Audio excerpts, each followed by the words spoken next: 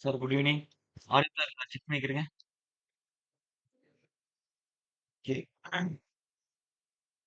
Okay. இன்னைக்கு வந்து எது ஆரம்பிக்க போறோம்னா, நியூ சப்ஜெக்ட் தான் ஆரம்பிக்க போறோம். சர்வே வந்து ஆரம்பிக்க போறோம். ஓகே. சர்வே வந்து one of the important topic தான். ஓகே.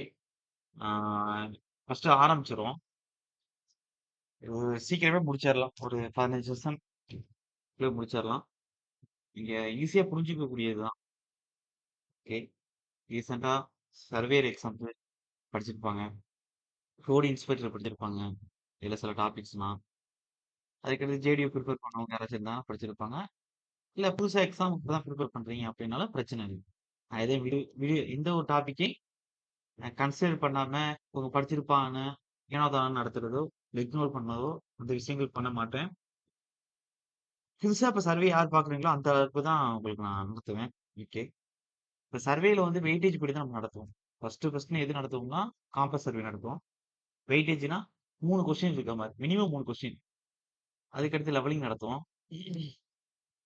தியோடலைட்டு, அதுக்கடுத்து பிளேன் டேபிள் சர்வே, டேக்காமெட்ரிக் சர்வே, அதுக்கடுத்து செயின் சர்வே முடிச்சதுக்கப்புறம், லாஸ்ட்டா சில அதாவது சின்ன சின்ன சப்டிவிஷன் டாபிக்ஸ் எல்லாம் சேர்த்து ஒண்ணா நடத்துவேன்.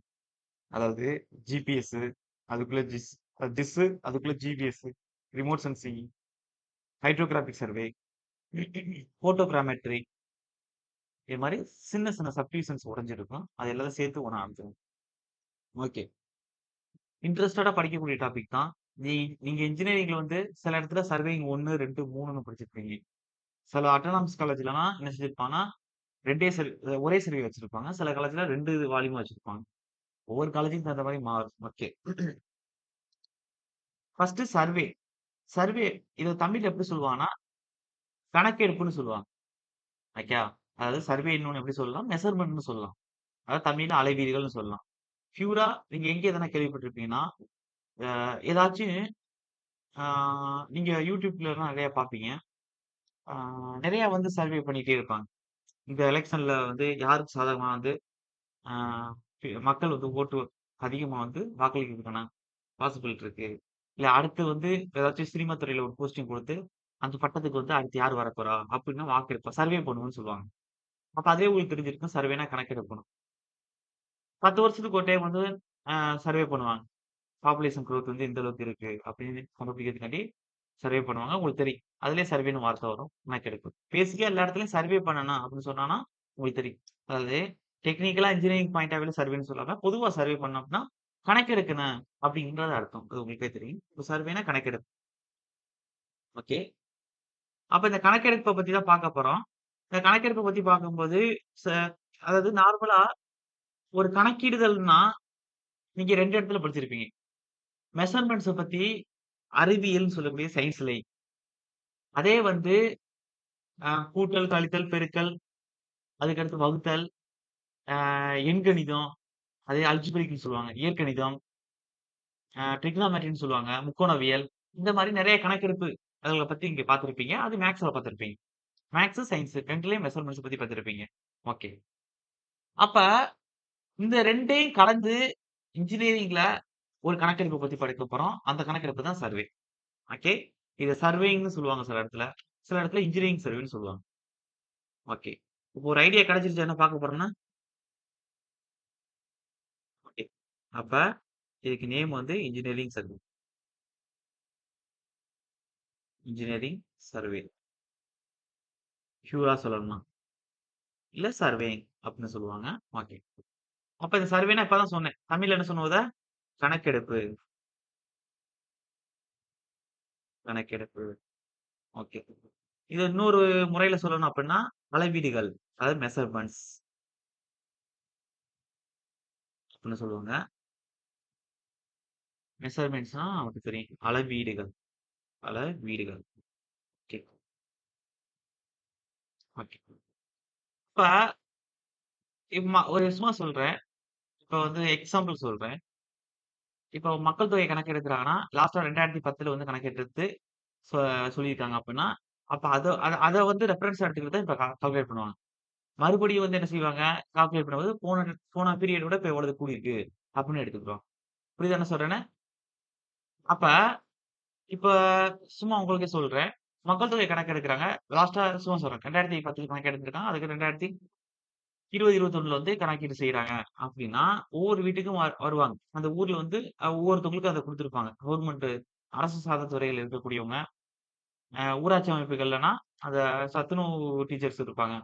இல்ல அந்த ஸ்கூல்ல ஏதாச்சும் ஒரு சின்ன சின்ன வேலைகள் பார்த்துட்டு இருப்பாங்க கவர்மெண்ட்ல. அவங்களுக்கு கூடுதல் பொறுப்பா அத குடுத்து, அந்த ரெவென்யூ டிபார்ட்மெண்ட் வந்து ஒவ்வொரு டிஸ்ட்ரிக்ட் வைஸ் ரெடி அவங்கவங்க கீழ வந்து ரெடி பண்ணி மேல குடுப்பாங்க. புள்ளியியல் துறைன்னு சொல்லுவாங்க. அப்ப அவங்க தானே செய்வாங்க. இதான் நிர்வாகம் பண்ணி கரெக்ட்டா ஃபைனல் அவுட்புட்டா குடுத்து, இவ்வளது இருக்கு அப்படின்னு ஒவ்வொரு டிஸ்ட்ரிக்ட் வைஸ் கொண்டு வந்து, அப்புறம் ஸ்டேட் வைஸ் கொண்டு வந்து, அப்புறம் மொத்தமா எல்லாம் கால்குலேட் பண்ணி, நமக்கு இந்தியாவுல பாப்புலேஷன் வந்து லாஸ்ட் பீரியட கம்பேர் பண்ணும்போது இவ்வளவுதான் கூடியிருக்குன்னு சொல்லுவோம். ஏன் அத பத்தி திருப்பி சொன்னேன்னா, ஒரு விஷயம். அப்படி கணக்கெடுக்க வரும்போது உங்க வீட்ல என்ன கேட்பாங்கன்னா, அவங்க புதுசா உங்க ஒவ்வொரு பேரு கேட்டு கேட்டு எழுதிட்டு இருக்க மாட்டாங்க. ஓகேவா? என்ன செய்வாங்கன்னா, ஆல்ரெடி டேட்டா இருக்கும். 2010ல எடுத்த டேட்டா வந்து உங்கட்ட கையில இருக்கு அப்படின்னா, அது வில்லேஜுக்கான டேட்டா இருக்கும். அவங்க என்ன செஞ்சுருவாங்கன்னா, அவங்க பேர வாசிச்சுட்டு, இதுல யார் இருக்காங்க? புதுசா யாரும் ஆட் ஆயிருக்காங்களா? இல்ல யாரும் இதுல வந்து வயசானவங்க அவங்களுக்கு தெரியும் பக்கத்துல வயசு கூட்டவங்களா? உங்க உயிரோட இருக்காங்களா? இல்ல தவறிட்டாங்களா? அப்படின்னு கேட்டுக்குவாங்க. அப்ப பழைய டேட்டாவுல தான் அத அப்டேட் பண்ணுவாங்க. புதுசா உட்கார்ந்து எழுதிட்டு இருக்க மாட்டாங்க. புரியுதா என்ன சொல்றேன்னு உங்களுக்கு? ஓகே. அப்ப அப்ப அந்த டேட்டா வந்து எடுத்து நம்ம வந்து அத யூஸ் பண்றதுக்கே மறுபடியும் யூஸ் பண்றதுக்கே ஒரு ரெஃபரன்ஸ் தேவைப்படுது. அதே சேம் டைம் இப்ப முன்னாடியோட கம்பேர் பண்ணும்போது, இத்தன பில்லியன் மக்கள் கூடியிருக்காங்க அப்படின்னு சொல்றதுக்கு ஒரு டேட்டா தேவைப்படும். அந்த டேட்டா என்னது? முன்னாடி கால்குலேட் பண்ண டேட்டா. உதாரணத்துக்கு 40 பில்லியன் பேர் இருக்காங்க அப்படின்னா, சும்மா சொல்றேன். இருக்காங்க அப்படின்னா, இப்ப 45 பில்லியன்னா, போன வருஷத்தோட கம்பேர் பண்ணும்போது 5 பில்லியன் கூடியிருக்காங்க. இல்ல போன வருஷத்தோட கம்பேர் பண்ணும்போது 5 பில்லியன் கம்மியா இருக்காங்க. அப்படின்னு கம்பேரிசன் பண்றதுக்கு ஒரு ரெஃபரன்ஸ் தேவைப்படும். எதுல? இந்த கணக்கெடுப்புன்னு சொல்லக்கூடிய சர்வே. சார் என்ன சொல்றேன்னு புரியுதா உங்களுக்கு? ஓகே. அதுக்கடுத்து, இப்ப ஒரு சமையல் போட்டி வைக்கிறாங்க. அந்த சமையல் போட்டியில ஒரு 6 பேர் வந்து கலந்துருக்காங்க. அவங்க ஒவ்வொருத்தவங்களுக்கும் டேஸ்ட் பார்த்துட்டு வந்துட்டே இருக்காங்க. அப்ப அந்த சமையல் போட்டியில அந்த ரிசல்ட் சொல்லக்கூடியவங்க வந்து அந்த சமைக்கிறதுல நல்லா ஆ எப்படி இருக்குது? அனுபவம் வாய்ந்த ஒருத்தவங்களா இருப்பாங்க. அவங்க எப்படி வந்து ஒவ்வொரு இதையும் பார்த்து இதுல வந்து இப்படி எல்லாம் 3 4 பேரும் ஒரு 6 பேர்ன்னு வச்சு 6 பேரும் ஒரே ஐட்டம் தான். ஏதோ ஒரு சாம்பார், இல்ல ரசம் ஏதோ ஒண்ணு ஸ்வீட் ஓரியன்டடா ஏதாச்சும் பாயாசம் இந்த மாரி ஏதோ ஒண்ணு பண்றாங்க. 6 கண்டஸ்ட்டுமே ஒரே தான் பண்றாங்க. ஆனா அவங்க எல்லாத்தையும் டேஸ்ட் பண்ணி வரும்போது ஒவ்வொன்னுக்கும் வந்து இது இனிப்பு கூட போயிடுச்சு. இல்ல இனிப்பு பத்தல. இல்ல இது கூட போயிருச்சு, அது போயிருச்சு. இதுன்னு ஏதோ ஒண்ணு சொல்லிட்டு வரான்னு வச்சுக்கோங்க. அது அவங்க வந்து எப்படி கண்டுபிடிக்கிறாங்க? அவங்க கடவுளா? அவங்க தான் ஃபர்ஸ்ட் ஃபர்ஸ்ட் அந்த பாயாசம் இப்ப 6 பேர் பாயாசம் பண்றாங்கன்னு வச்சுக்கோங்க. அந்த பாயாசத்த அவங்க தான் கண்டுபிடிச்சாங்களா? இல்ல. ஆல்ரெடி இவர் வந்து ஒரு பாயாசம் வந்து ஒரு நல்ல குட் டேஸ்ட்ல இருக்கக்கூடிய ஒரு பாயாசத்த சாப்பிட்டு பார்த்திருப்பாரு. அதோட டேஸ்ட் எப்படி இருக்கும்? கரெக்ட்டா இனிப்பு இருந்தா எப்படி இருக்கு? இனிப்பு கம்மியா இருந்தா எப்படி இருக்குன்னா, அவருக்கு அந்த சுவை தெரியும். அந்த ரெஃபரன்ஸோட இவரு கம்பேர் பண்ணி உடனே சாப்பிட்டு பார்த்து முடிவு பண்ணுவாரு. கரெக்ட்டா இல்லையா? ஓகே தானே? அப்ப இது நான் இப்ப பேசினது எல்லாமே சர்வே தான். அப்ப இந்த சர்வேய பத்தி பேசுறதுக்கு நம்ம அளவீடு செஞ்சா மட்டும் பத்தாது. அத அளவீடு செய்றதுக்கு ஒண்ணு தேவைப்படும். என்ன தேவைப்படும்? ஒரு டேட்டா தேவைப்படும். ரெஃபரன்ஸ் தேவைப்படும். புரியுதா நான் சொல்றேன்? கேக்குதா? இல்ல நெட் இது கட் ஆயிடுச்சா? ஃபர்ஸ்ட் ஃபர்ஸ்ட் ஃபர்ஸ்ட் கிளாஸ் தானே. ஏன் இவ்வள திட்டுறீங்க? ஓகே. அப்ப இல்ல உங்களுக்கு சார் எங்களுக்கு இதெல்லாம் நாங்க ரொம்ப வந்து டேலண்டா இருக்கோம்னு ஒரு வார்த்த வந்து சொல்லுங்க. கொஞ்சம் ஸ்பீடா மூவ் பண்ணிருவோம். ஓகேவா? இப்ப ஸ்பீடா போலாமா? ஓகே. அப்ப இதுல விஷயமே அதான். நீங்க மேத்ஸ்ல எடுத்துக்கிட்டீங்கன்னா, 1 2 குடுத்தா 1, 2, 3 அவ்வளதான் முடிஞ்சுச்சு. சயன்ஸ்ல எடுத்துட்டு ஒரு குவான்டிட்டிய பத்தி பேச போறீங்கன்னா, ஒரு வெயிட்ட கண்டுபிடிக்க போறீங்க அப்படின்னா, அந்த வெயிட்னா மாஸ் இன்டு கிராவிட்டி ஃபோர்ஸ் ஃபிக்ஸ்டா இருக்கும். அத எடுத்து அதுல போட்டு முடிஞ்சிருச்சு. ஆனா, இங்க அப்படி இல்ல. இங்க வந்து கணக்கெடுப்போ, இல்ல அளவீடோ இங்க பத்தி பேசுறோம்னா, ஒரு ரெஃபரன்ஸ் தேவைப்படும். இங்க ஈஸியா இன்ஜினியரிங்ல கணக்கீடு செய்ய முடியாது. இப்போ ஒரு இடத்தையே நீங்க கணக்கீடு செய்யணும்னா, முன்னாடி வந்து ஒரு டேட்டா இருக்கும். அத ரெஃபரன்ஸா எடுத்துக்கிட்டு தான் இங்க பண்ண முடியும். இப்ப கொஞ்சம் வந்து அப்டேட் பண்ணி கொண்டு வரேன். நம்ம இந்த சர்வே வந்து எங்க அதிகம் யூஸ் பண்ணுவோம்னா, பொதுவா சொல்றேன் தெரிஞ்ச விஷயத்த. உங்களுக்கு சொந்தமான லேண்ட் ஓகேவா? ஆ கேடஸ்ட்ரல் சர்வேன்னு சொல்லுவாங்க. பிரைவேட் ஏரியாஸ்னா உங்களுக்கு சொந்தமா வந்து விளைநிலங்கள் இருக்கும். இல்ல பயத்துவாரி மனைன்னு சொல்லுவாங்க. மனைன்னு போட்டிருக்கும். அதாவது பட்டா, மனை. இல்லன்னா உங்களுக்கு நார்மலா வந்து நஞ்சை, புஞ்சை, வனவாரி இது மாரி வந்து டிவிஷன் பிரிச்சு உங்களுக்குன்னு ஒரு பட்டா இருக்கும். பட்டா இருக்கும். சர்வே நம்பர் குடுத்திருப்பாங்க. சில இடத்துல ஃபுல் நம்பரா இருக்கும். சில இடத்துல சப் டிவிஷன் நம்பர் குடுத்திருப்பாங்க. அதுல உடைச்சு. ஓகே. இதே ரைட் வாரி நம்பர்னா உங்களுக்கு தனியா வந்து உள்ள அதே கண்டிஷன் தான். பட்டம் குடுக்குறது ஒண்ணு குடுத்திருப்பாங்க. இப்ப இதுல என்ன விஷயம் அப்டின்னா, இதெல்லாம் எப்படி அளவீடு செய்வாங்க? இப்போ உங்க வீடு கட்டியிருக்கீங்க. உங்க வீட்டுக்குன்னு ஒரு குறிப்பிட்ட அளவு காம்பவுண்ட் வால் கட்டப் போறீங்க அப்டின்னா, ஆ பக்கத்துல உள்ளவங்களுக்கு சண்டை வந்துரக்கூடாது. அவங்க வந்து பிரச்சனை பண்ணிட்டே இருக்காங்க. நீங்க வந்து காம்பவுண்ட் வால் போட போறீங்க. ஆல்ரெடி வந்து நீங்க முள்வேலி போட்டதே எங்களுடைய ஏரியா கொஞ்சோண்டு வந்துருச்சு. அ நீங்க வந்து கரெக்ட்டா போடணும் அப்படின்னு சொல்லும்போது, உங்க வாய் வாய் மூலமா சில இடத்துல இந்த கட்ட பஞ்சாயத்து மூலம் பிடிச்சுருவாங்க. இப்பலாம் அதிகமா என்ன செய்வாங்கன்னா, அங்கேருந்து வருவாங்க. ஹெட் சர்வே வருவாரு. தாசில்தார் ஹெட் சர்வே வருவாரு. அவர் வந்து என்ன செய்வாரு, கூட கூட வந்து பிரிகாஷ் சர்வேன்னு அந்த டிவிஷனுக்கான பிரிகாஷ் சர்வேயர கூட்டு வருவாங்க. கூட்டு வந்து போலீஸ் 2 பேர் வருவாங்க. வந்து என்ன செய்வாங்க, பஞ்சாயத்து பேசுவாங்க. பஞ்சாயத்து பேசி, அ என்ன செய்வாங்க, இது வந்து உங்க இஷ்டத்துக்குலாம் அளக்க முடியாது. அ இதுக்குன்னு ஒரு பிக்ஸடா வந்து நாங்க ஒரு கல்லு ஊனி வச்சிருக்கோம். அந்த கல்லேருந்து ஃபர்ஸ்ட் அளந்துட்டு வர்றோம். ஒவ்வொரு மரக்கட்டையும் எவ்வளவு தூரம் வருதுன்னு பார்த்து அத வச்சு கண்டுபிடிச்சிடலாம். யார் வந்து குறைச்சிருக்கா? இல்ல யார் வந்து தவறான அளவு குடுத்துட்டு கல்ல வந்து புரட்டி ஊனியிருக்கா? அப்படின்னு தெரிஞ்சு போயிடும்ட்டு, ஒரு ரெஃபரன்ஸ்லேருந்து அளந்துட்டு வந்துட்டே இருப்பாங்க. கிட்டத்தட்ட அ 1900 கரெக்ட்டா தெரியல. இந்த 80 80ஆ 86ஆன்னு தெரியல கரெக்ட்டா அந்த டைமு. அப்ப எம்ஜிஆர் காலத்துல வந்து எல்லா நாடு முழுக்க வந்து பரவலா சர்வே பண்ணி ஒவ்வொரு கல் வந்து அங்கேயே ஊனி வச்சிருப்பாங்க. ரெஃபரன்ஸ் பாயிண்ட் குடுத்து வச்சிருப்பாங்க. அதுதான் நீங்க வந்து பார்த்தீங்கன்னா, உங்களோட கிராமப்புறங்கள்ல வயல்கள்லாம் ஏதாச்சும் ஒரு இடத்துல ஒரு கல் பெரிய கல் ஊனி வச்சிருப்பாங்க. ஓகேவா? அந்த கல்லு தான் அப்ப ஊனப்பட்ட கல்லு தான். ஓகே. நாடு நாடு முழுவதும் சர்வே வந்து பெருசா மாஸா பண்ணி தமிழ்நாட்டுக்குள்ள சொல்றேன். பண்ணி அப்ப வந்து கல் ஊனி வச்சிருப்பாங்க. அப்ப அந்த கல்லு தான் ரெஃபரன்ஸ். ஒவ்வொரு இடத்துக்குமே கல் இருக்கு. எங்கேயாச்சும் ஒரு இடத்துல ஊனி வச்சிருப்பாங்க. அப்ப அந்த அந்த கல்லுலேருந்து என்ன செய்வாரு, இந்த பிரிகாஷ் சர்வேயர் வந்து மறுபடியும் போட்டு டெப்டி இன்ஸ்பெக்டர் சர்வேன்னு சொல்லுவாங்க. டிஐ சொல்லுவாங்க. அவங்களும் இவங்களும் அளப்பாங்க. ஹெட் சர்வே வெரிஃபை பண்ணிட்டே வருவாரு. தாசில்தார் வந்து என்ன சொல்லுவாரு, அது சரி ஓகேன்னு அவரோட மேற்பார்வையில எதுனா அளந்துகிட்டு இருக்கும். அப்ப பண்ணி அதுக்கப்புறம் என்ன செய்வாங்க, அ உங்களோட ஏரியா இவ்வளதான். நாங்க அந்த கல்லோட ஒழுங்குலேருந்து நாங்க அளந்துட்டோம். ஒவ்வொருத்தவங்களுக்கும் அதுக்கடுத்து உங்களுக்கு முன்னாடி 3 வீடு இருக்கு. 3 வீடுக்கும் கரெக்ட்டா வந்திருக்கு. உங்களோட இடம் கரெக்ட்டா தான் அவங்க பண்ணியிருக்காங்க. கரெக்ட்டா தான் அவங்க வேலி போட்டுருக்காங்கன்னா, அவங்க எத வச்சு ரெஃபரன்ஸ் சொல்லுவாங்க, ஆல்ரெடி ஒரு பிக்ஸ்டு டேட்டா ஊனி வச்சிருக்காங்க தெரியுமா? ஒரு ரெஃபரன்ஸ் பாயிண்ட் சர்வே பண்ணி. அதுல என்ன எடுத்து அந்த அந்த அந்த அந்த ஸ்ட்ரீட் ஃபுல்லாவே அளந்துட்டு வருவாங்க. இது அப்ப இங்கேயே தெரிஞ்சு போச்சு. அப்ப சர்வே பண்ணணும்னா நமக்கு ஒரு ரெஃபரன்ஸ் பாயிண்ட் வேணும். ரெஃபரன்ஸ் பாயிண்ட் வந்து இருந்தா தான் கண்டுபிடிக்க முடியும். அப்ப எத்தன ரெஃபரன்ஸ் பாயிண்ட் வேணும்னா, பிரின்சிபல் ஆஃப் சர்வேன்னு வரும். அதாவது சர்வேயோட பேசிக் பிரின்சிபல். ஓகே. தத்துவம் என்னென்ன இருக்கு அப்படின்னு இருக்கு. 2 இருக்கு. நான் அத சொல்லுவேன். அத சொல்லும்போது நான் சொல்றேன். அப்ப இப்படி ரெஃபரன்ஸ வச்சு நம்ம கணக்கீடு செய்யக்கூடிய முறைய தான் என்ன சொல்றாங்கன்னா, சர்வேயிங்ன்னு சொல்லுவாங்க. அல்லது இன்ஜினியரிங் சர்வேன்னு சொல்லுவாங்க. அப்ப இன்ஜினியரிங்ல நம்ம பண்ணக்கூடிய சர்வேஸ் எல்லாமே, நீங்க சும்மா ஏனோ தானோன்னு ஏதோ ஒரு பாயிண்ட் எடுத்துக்கிட்டு, இதுலேருந்து நான் அளக்குறேன் அப்படின்னு அளந்துட்டுலாம் போ முடியாது. பாயிண்ட் நீங்க மெஷர் பண்ண போறீங்கன்னா, மினிமம் 2 பாயிண்ட் ரெஃபரன்ஸா நீங்க எடுத்துக்கணும். இப்ப நீங்க ரூம்குள்ள உட்கார்ந்து கவனிக்கிறீங்க கிளாஸ். இப்ப இதான் ரூமு.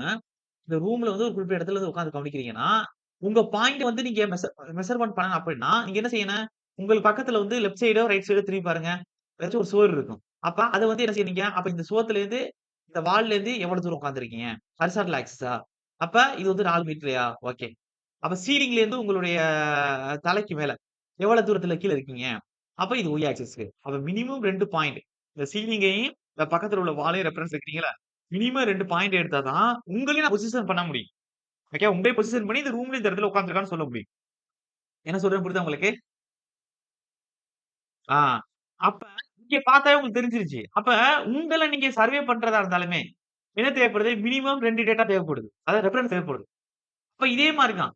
அப்ப நீங்க ஒரு பாயிண்ட்ட மெஷர் பண்ண போறீங்க. எப்படி சொல்றேன்னா, இப்ப நீங்க இங்க ஒரு பொருள் இருக்குன்னு வச்சுக்கோங்களேன். அப்ப இது ஆக்ஸிஸ் போங்க. அப்ப இங்க என்ன செய்வீங்க? இங்க எக்ஸ்லேருந்து இதோட தூரம் எவ்வளவு? அப்ப 10 சென்டிமீட்டர்ல இருக்கு. ஒய்லேருந்து எவ்வளவு தூரம்? 4 சென்டிமீட்டர்ல இருக்கு. அப்ப எவ்வளவு தூரத்துல இருக்கு? 10,4ங்கிற அளவுக்கு தூரத்துல இருக்கு. அதாவது எக்ஸ், ஒய்ங்கிற கோஆர்டினேட்ல இருக்கு. இன்னும் ஒரு கோஆர்டினேட் பிக்ஸ் பண்றப்ப தெரியுமா? அந்த கோஆர்டினேட் தான் அ லொகேஷன்ஸ் பொசிஷன் பண்றதுன்னு சொல்லுவாங்க. இப்ப நீங்க ஜிபிஎஸ்ல போட்டாலும், இல்ல வந்து நீங்க டோட்டல் சிஸ்டம்ல போட்டாலும், உங்களோட ஜிபிஎஸ் எடுத்துக்கங்களேன். உங்க பாயிண்ட்ட லொகேட் பண்றீங்கன்னா, அந்த பாயிண்ட்க்கு வந்து என்ன காட்டுங்க ஒரு கோஆர்டினேட் பாயிண்ட் கிடைக்கும். அப்பதான் அதோட பொசிஷன வந்து என்ன செய்ய முடியும்? நம்ம வந்து கரெக்ட்டா வந்து லொகேஷன் பண்ண முடியும். ப்ரீவியூ பண்ண முடியும். அததான் ஜிபிஎஸ்ல வந்து புரோகிராம் பண்ணி வச்சிருப்பாங்க. அப்படி பண்ணி காட்டுறது தான் நீங்க Google மேப்ல போடக்கூடிய டிஸ்டன்ஸ் அது காட்டுறது. ஒரு இடத்துல இருந்து இன்னொரு தூரத்துக்கு வந்து எவ்வளவு தூரம்னு காட்டுறது. புரியுதா என்ன சொல்றேன்?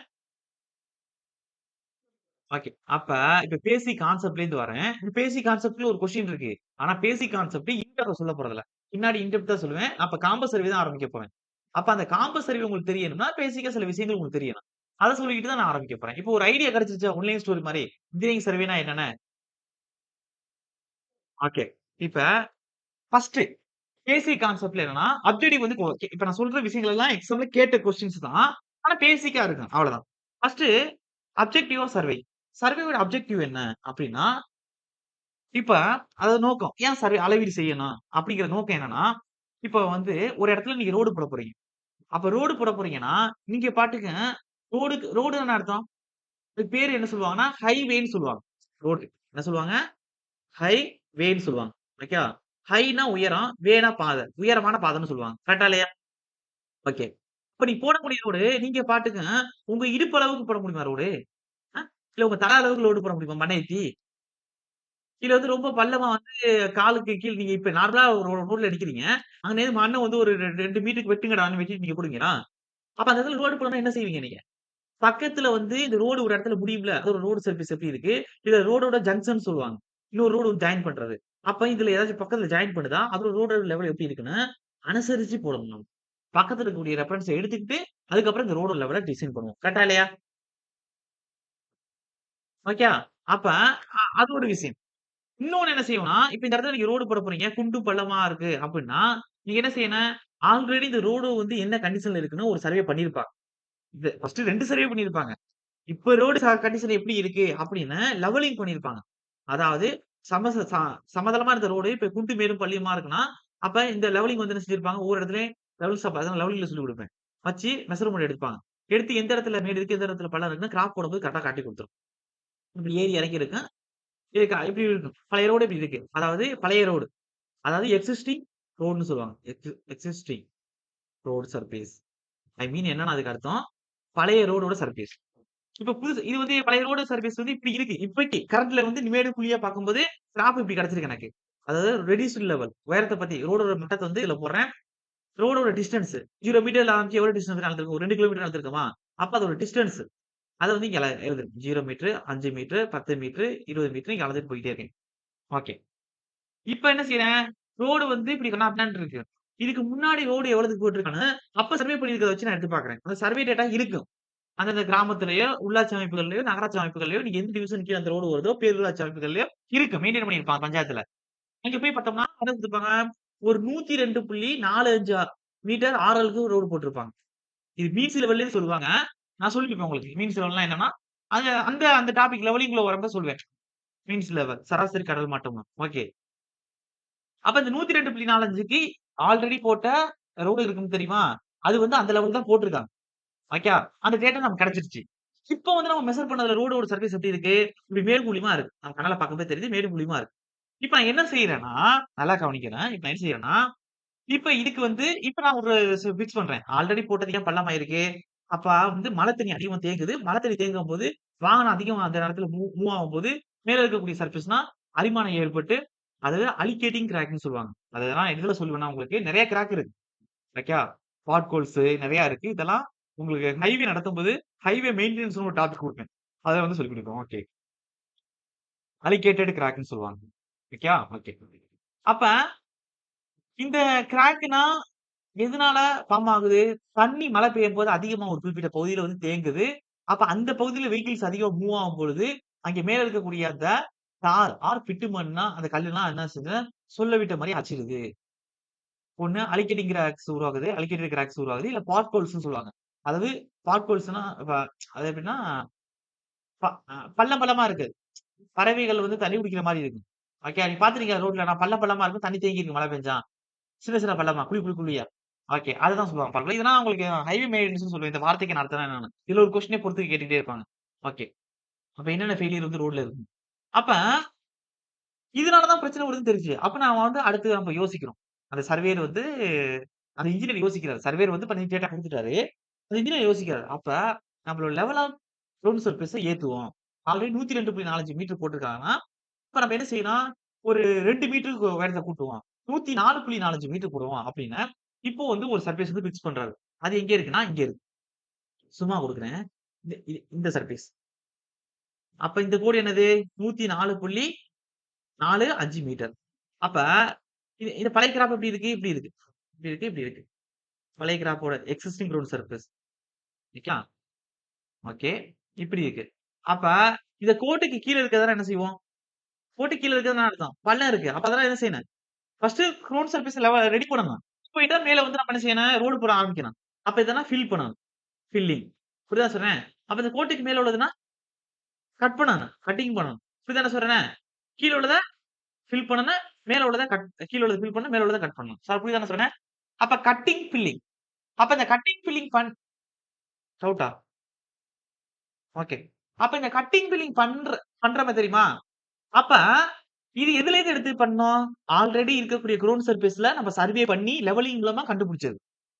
அப்ப லெவலிங் மூலமா கண்டுபிடிச்ச அந்த விஷயத்திலேருந்து இப்ப புதுசா போடக்கூடிய ரோடு ஒரு லெவல் வந்து கிரியேட் பண்ணும்போது, இவ்வளதான் நம்ம ப்ராசஸ கம்ப்ளீட் பண்ணா தான் நம்ம ரோடு வந்து மட்டமா இருக்கும். லெவலா இருக்கும். அதுக்கு மேல தான் நம்ப ஒரு பிட்டுமென் ரோடுன்னு சொல்லக்கூடிய ஃப்ளெக்ஸிபிலிட்டி பேமெண்ட். தார் ரோடு போட போறோம்னா, கீழ சப்கிரேடர் ரெடி பண்ணிட்டு, surface, base course, wearing course இது 4ம் கம்ப்ளீட் பண்ணி போடுவோம்.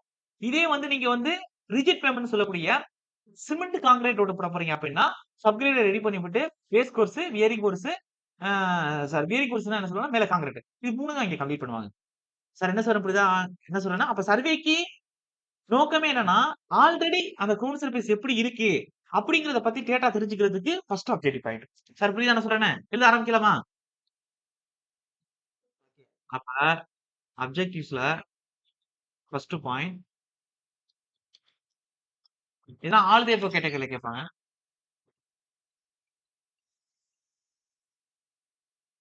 ஓகே. அப்ஜெக்டிவா சார்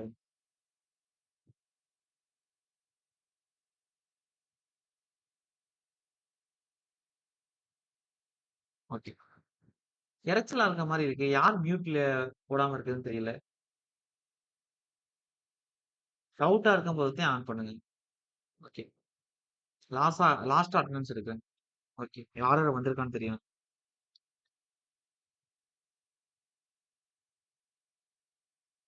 அப்ஜெக்டிவா சர்வே.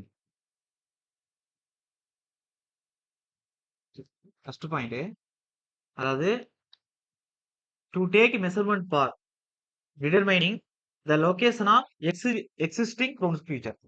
அதாவது எக்ஸிஸ்டிங் க்ரௌண்ட்னா பழைய ரோடு, பழைய இடம். வீடு கட்ட போறீங்கன்னா பழைய இடம்.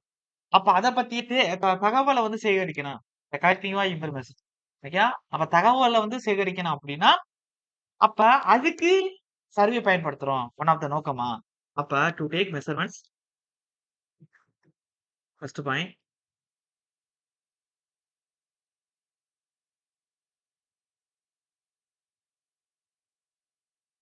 மெஷர்மென்ட்ஸ் ஃபார் டிட்டர்மைனிங்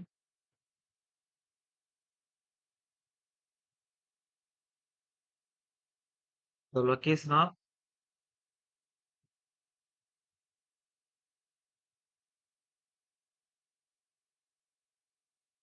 எக்ஸிஸ்டிங்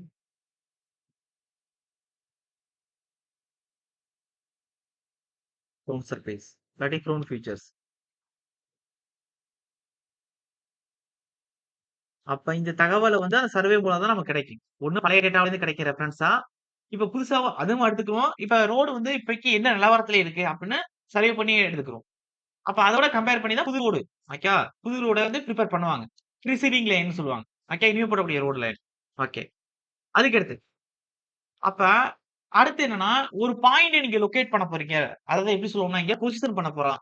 அதோட இடத்த வந்து முடிவு பண்ண போறோம் அப்படின்னா, இப்ப நீங்களே உட்கார்ந்திருக்கீங்க. உங்களோட இடத்த முடிவு பண்ணணும்னா, ஒரு டேட்டா தேவைப்படும். நான் சொன்னேனே 2 ரெஃபரன்ஸா எடுத்துக்குவீங்கன்னு.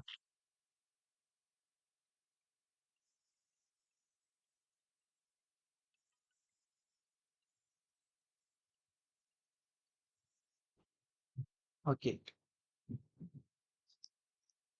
அப்ப ஒரு ஒரு பொசிஷன் பண்ண போறோம் ஒரு பாயிண்ட் அப்படின்னா, நமக்கு வந்து ஒரு டேட்டா தேவைப்படும். அப்ப நம்ம அத சொன்ன மாரி நீங்க ஏதோ ஒரு பாயிண்ட் ஒரு பேனா, நீங்க ஏதோ ஒண்ணு நீங்க இப்ப உட்கார்ந்து கிளாஸ் கவனிக்கிறதா இருக்கட்டும், உங்க ரூம்ல வந்து உங்கள பொசிஷன் பண்ண போறீங்கன்னா, ஏதாச்சும் ஒரு ரெஃபரன்ஸ் எடுத்துக்கிட்டு 2 ரெஃபரன்ஸ் எடுத்துக்கிட்டு அந்த பாயிண்ட் வந்து உங்கள வந்து பொசிஷன் பண்ணுவீங்க. அப்படி நீங்க எடுக்கக்கூடிய அந்த ரெஃபரன்ஸ் தான் என்ன சொல்லுவாங்கன்னா, இங்க சர்வேல டேட்டம்ன்னு சொல்லுவாங்க. ஓகேவா? ஓகே. அப்ப to mark the portion of object. ஒரு ஆப்ஜெக்ட்டோட ஒரு போர்ஷன் அது பண்ண போறான். இல்ல வந்து ஒரு ஆப்ஜெக்ட்ட கொண்டு போய் பொசிஷன் பண்ண போறான் அப்படின்னா, அப்போ ஒரு டேட்டாமும் அஸ்யூம் பண்ணிக்கிறேன் நான். With respect to assumed datum. பக்கத்துல வந்து நீங்க வந்து எடுக்கக்கூடிய இது வந்து லெஃப்ட் சைடு உள்ள வாலையும் எடுக்கலாம். இல்ல ரைட் சைடு உள்ள வாலையும் எடுக்கலாம். அப்ப சீலிங் எடுக்கலாம். இல்லாட்டி என்ன செய்யலாம்? உங்களுக்கு முன்னாடி உள்ள செவுத்துல இருந்தே எடுக்கலாம். வெர்டிகலா உள்ள செவுருல இருந்து எடுக்கலாம். சைடுல வந்து கிடைமட்டமா வந்து இங்கிட்ட எப்படி உட்கார்ந்திருக்கீங்கன்னு ஹரிசாண்டலாவும் எடுக்கலாம். எப்படி வேணாலும் நீங்க எடுத்துக்கலாம். இப்ப டூ மார்க் த எழுதிக்கிறேங்க 2வது point. To mark the portion of object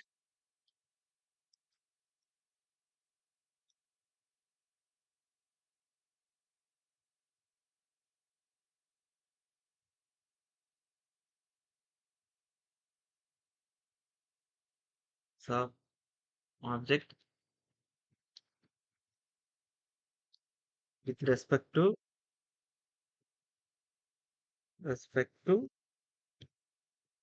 assumed data. Okay. அடுத்து.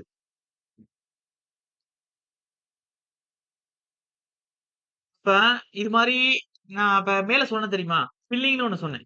கட்டிங் அண்ட் ஃபில்லிங்ன்னு ஒரு படம் வரைஞ்சு குடுத்து சொன்னேன். லெவல் பண்ணி கண்டுபிடிப்போம்ன்னு. எவ்வளவு ஃபில் பண்ண போறோம்ன்னு. அப்ப எவ்வளவு ஃபில் பண்ண போறோம்ன்னு தெரியணும்னா, நம்ம என்ன கண்டுபிடிப்போம்? அங்க ஏரியா கண்டுபிடிப்போமா? குவான்டிட்டி ஐ மீன்ஸ் வால்யூம் கண்டுபிடிப்போமா? வால்யூம் தான் கண்டுபிடிப்போம். ஓகே. எர்த் ஒர்க்ல வந்து எந்த அளவுக்கு கட் பண்ணணும், எந்த அளவுக்கு ஃபில் பண்ணணும்னு அந்த குவான்டிட்டின்னு சொல்லுவோம்ல, அந்த வேல்யூ எப்படி கண்டுபிடிப்போம்னா, வால்யூம்ல தான் கண்டுபிடிப்போம். ஓகே. இதே வந்து ஃபீல்டுல உங்க லேண்ட் அளக்குறாங்க அப்படின்னா, அங்க என்ன கண்டுபிடிப்பாங்க? வால்யூம் கண்டுபிடிப்பாங்க, ஏரியா கண்டுபிடிப்பாங்களா? ஒரு லேண்ட் அளக்குறாங்கன்னா, ஏரியா கண்டுபிடிப்பாங்க. அப்ப இந்த ஏதாச்சும் ஒரு டேட்டா ரெஃபரன்ஸ் வச்சுட்டு தான் இத நம்ம கண்டுபிடிக்க போறோம்னு முடிவாயிருச்சு.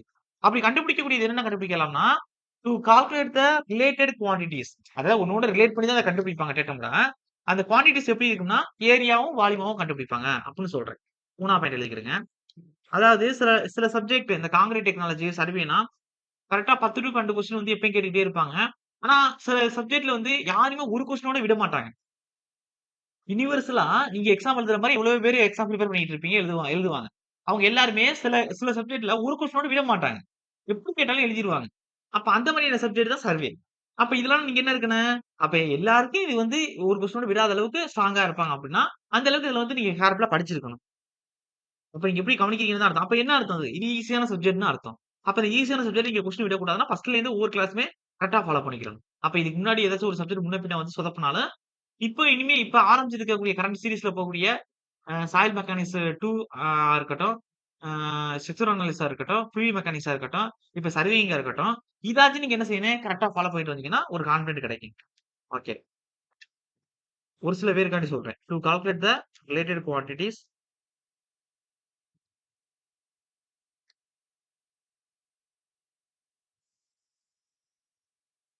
ரிலேட்டட் குவான்டிட்டீஸ் கண்டுபிடிக்க முடியும். அந்த குவான்டிட்டீஸ் என்னன்னா, ஏரியா, வால்யூம் இததான் சொல்றேன்.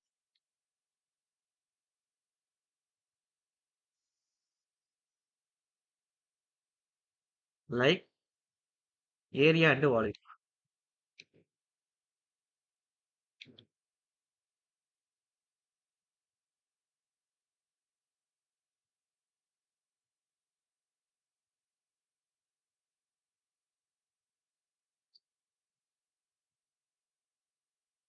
அவ்வளவுதான். அப்ஜெக்டிவ் ஆஃப் சர்வே வந்து இவ்வளவு தெரிஞ்சா போதும். சர்வேயோட நோக்கம் இவ்வளவு தெரிஞ்சா போதும். சர்வே வந்து 2 டிவிஷனா பிரிக்கலாம். திரும்பவும் சொல்றேன். இந்த பேசிக் ஆஃப் சர்வேல கொஸ்டின் கேட்பாங்க. ஆனா இப்ப லேசா தான் குடுத்துட்டு இருக்கேன். இது வந்து இன் டெப்த்தா சில டாபிக்னா நான் நடத்துவேன். இப்ப லேசா எந்த அளவுக்கு குடுக்குறேன்னா, இதுக்குள்ளேயே கொஸ்டின்ஸும் இருக்கு.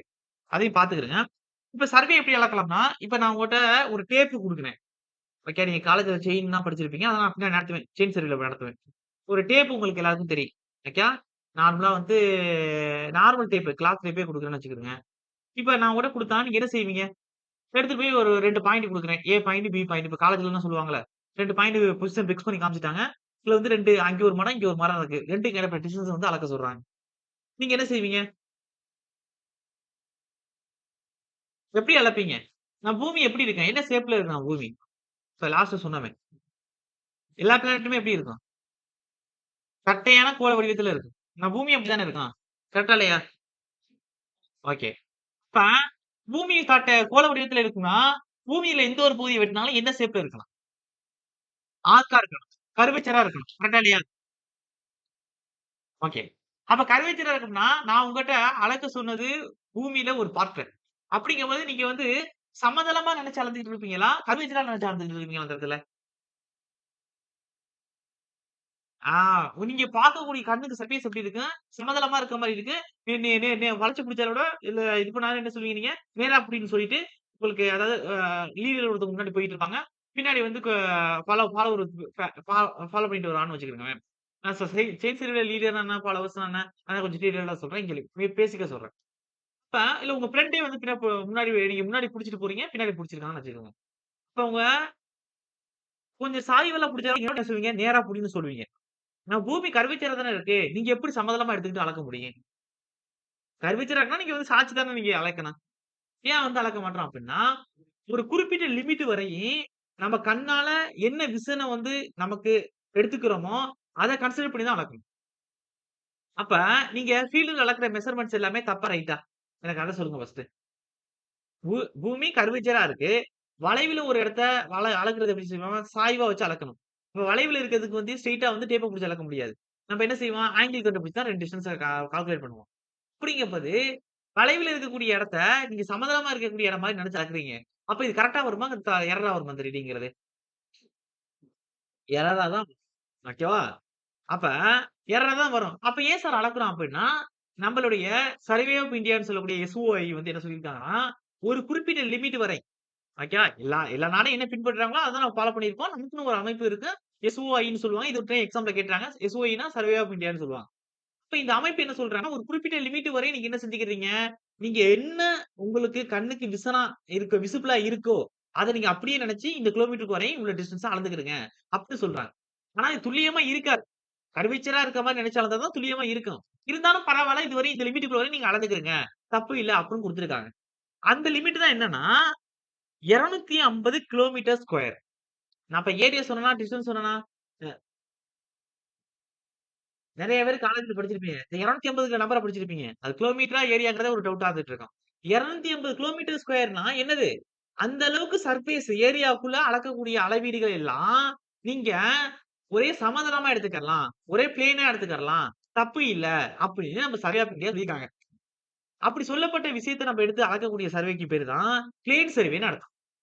வேற என்ன சொல்லியிருக்காங்க? ஒரு வேள 250 கிலோமீட்டர் ஸ்கொயருக்கு மேல சர்ஃபேஸ் ஏரியா வந்து நீங்க அளக்குற மாரி கண்டிஷன் வருதுன்னா, நீங்க கண்டிப்பாக பூமி ஆக்சுவலா என்ன ஷேப்ல இருக்குமோ, அதாவது கர்வேச்சர் ஷேப். ஆர்க் மாரி இருக்குது. அப்ப அந்த வளைவ கன்சிடர் பண்ணிக்கிட்டு, அந்த கர்வேச்சர கன்சிடர் பண்ணிட்டு தான் நீங்க மெஷர்மென்ட் பண்ணணும். அப்பதான் அது கரெக்ட்டா இருக்கும். அதுக்கு வந்து நான் விதிவிலக்கு குடுக்க மாட்டேன். அப்டின்னா நீங்க தப்பா தான் பண்ணது அளவீடு. சர்வே பண்ணது தப்பு. நான் அப்டின்னு சொல்லிருவேன் ரெக்கார்ட. அப்படின்னு நான் அப்ரூவல் குடுக்க மாட்டேன்னு சர்வே ஆஃப் இந்தியா சொல்லியிருக்கு. அப்ப முன்னாடி என்ன சொன்னேன்? ஒரு டைப் பிளேன் சர்வேன்னு சொன்னேன். ஒருவேளை 250 கிலோமீட்டர் ஸ்கொயருக்கு மேல போச்சுன்னா, நம்ம எத எடுத்துக்கிறோம்? பூமி எப்படி இருக்கும்? அது ஆக்சுவல் ஷேப் வந்து கன்சிடர் பண்ணி நம்ம அளக்கணும். பூமி எப்படி ஆக்சுவல் ஷேப்பா இருக்கும்? கர்வேச்சர் ஷேப்லயே இருக்கும். அப்ப அந்த கர்வேச்சர் ஷேப்ப எப்படி இருக்கு? ஆக்சுவலா பூமியோட சர்ஃபேஸ். அப்ப பூமிக்கு இன்னொரு நேம் இருக்கு. புவின்னு சொல்லுவாங்களா? புவின்னு சொல்லுவாங்களா? கரெக்ட்டா இல்லையா? ஜியோ அப்டி சொல்லுவாங்களா? பூமிய வந்து பூமின்னு சொல்லுவாங்க. அதுக்கு அடுத்து புவின்னு சொல்லுவாங்க. புவியியல்னு சொல்லுவாங்க. அத பத்தி படிக்கக்கூடியத. கரெக்ட்டா? ஜியோகிராபி. ஓகே.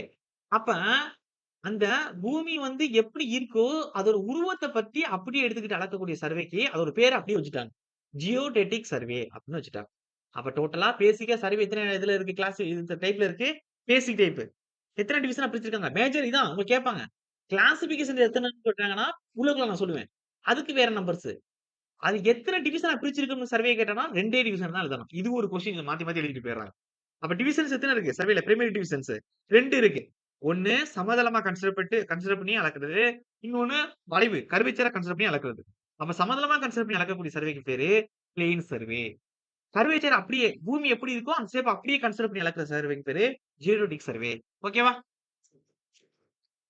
ஆ அப்ப அடுத்து என்ன குடுக்குறேன்னா, பிரைமரி டிவிஷன்ஸ் ஆஃப் சர்வேயிங்.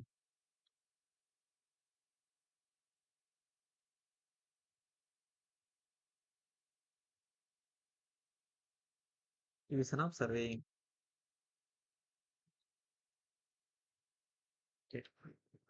அப்ப 2 டிவிஷன்ஸ் இருக்கும். இத நீங்க கொஸ்டின்ஸ பார்த்து கரெக்ட்டா அடிக்கணும். 1 1 வந்து பிளெயின் சர்வேயிங்.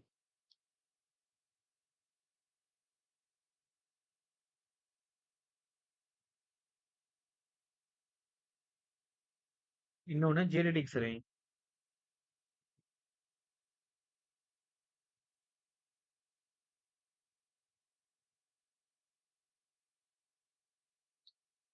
ஃபர்ஸ்ட் எத பத்தி பார்க்க போறோம்னா, பிளேன் சர்வேயிங்க பத்தி பார்க்க போறோம்.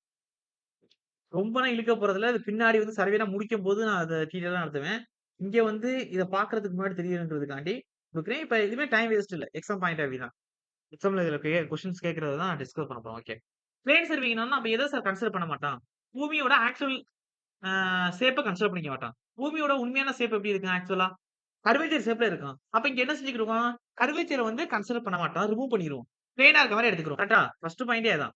அப்ப என்னன்னா, நெக்லெக்ட்ன்னு சொல்லுவாங்க. ரிமூவ் பண்றது. Neglect curvature of the earth. புரியுதா? Okay. Of the earth. Okay. அதுக்கடுத்து டிஸ்டன்ஸ் வந்து எதுக்குள்ள இருக்கணும் அப்டின்னா, உங்களுக்கு 2மே குடுக்குறேன்.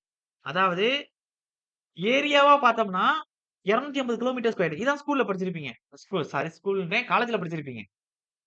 அதே வந்து டிஸ்டன்ஸா பார்த்தோம்னா, 18.5 கிலோமீட்டர். அப்படித்தானே சொல்றேனே? அப்ப ஒரு சர்வே வந்து டிஸ்டன்ஸா நீங்க லெங்த் வைஸ்ல அளக்க போறீங்கன்னா, எத்தன கிலோமீட்டர் வரையும் நீங்க பிளேன் சர்வே எடுத்துக்கலாம். 18.5 கிலோமீட்டருக்கு கம்மியா இருக்க வரையும் நீங்க எடுத்துக்கலாம். டிஸ்டன்ஸா. புரியுதா நான் சொல்றேனே? அப்ப டிஸ்டன்ஸ் லெஸ் தேன் 2மே குடுத்துர்றேன். டிஸ்டன்ஸ் லெஸ் தேன்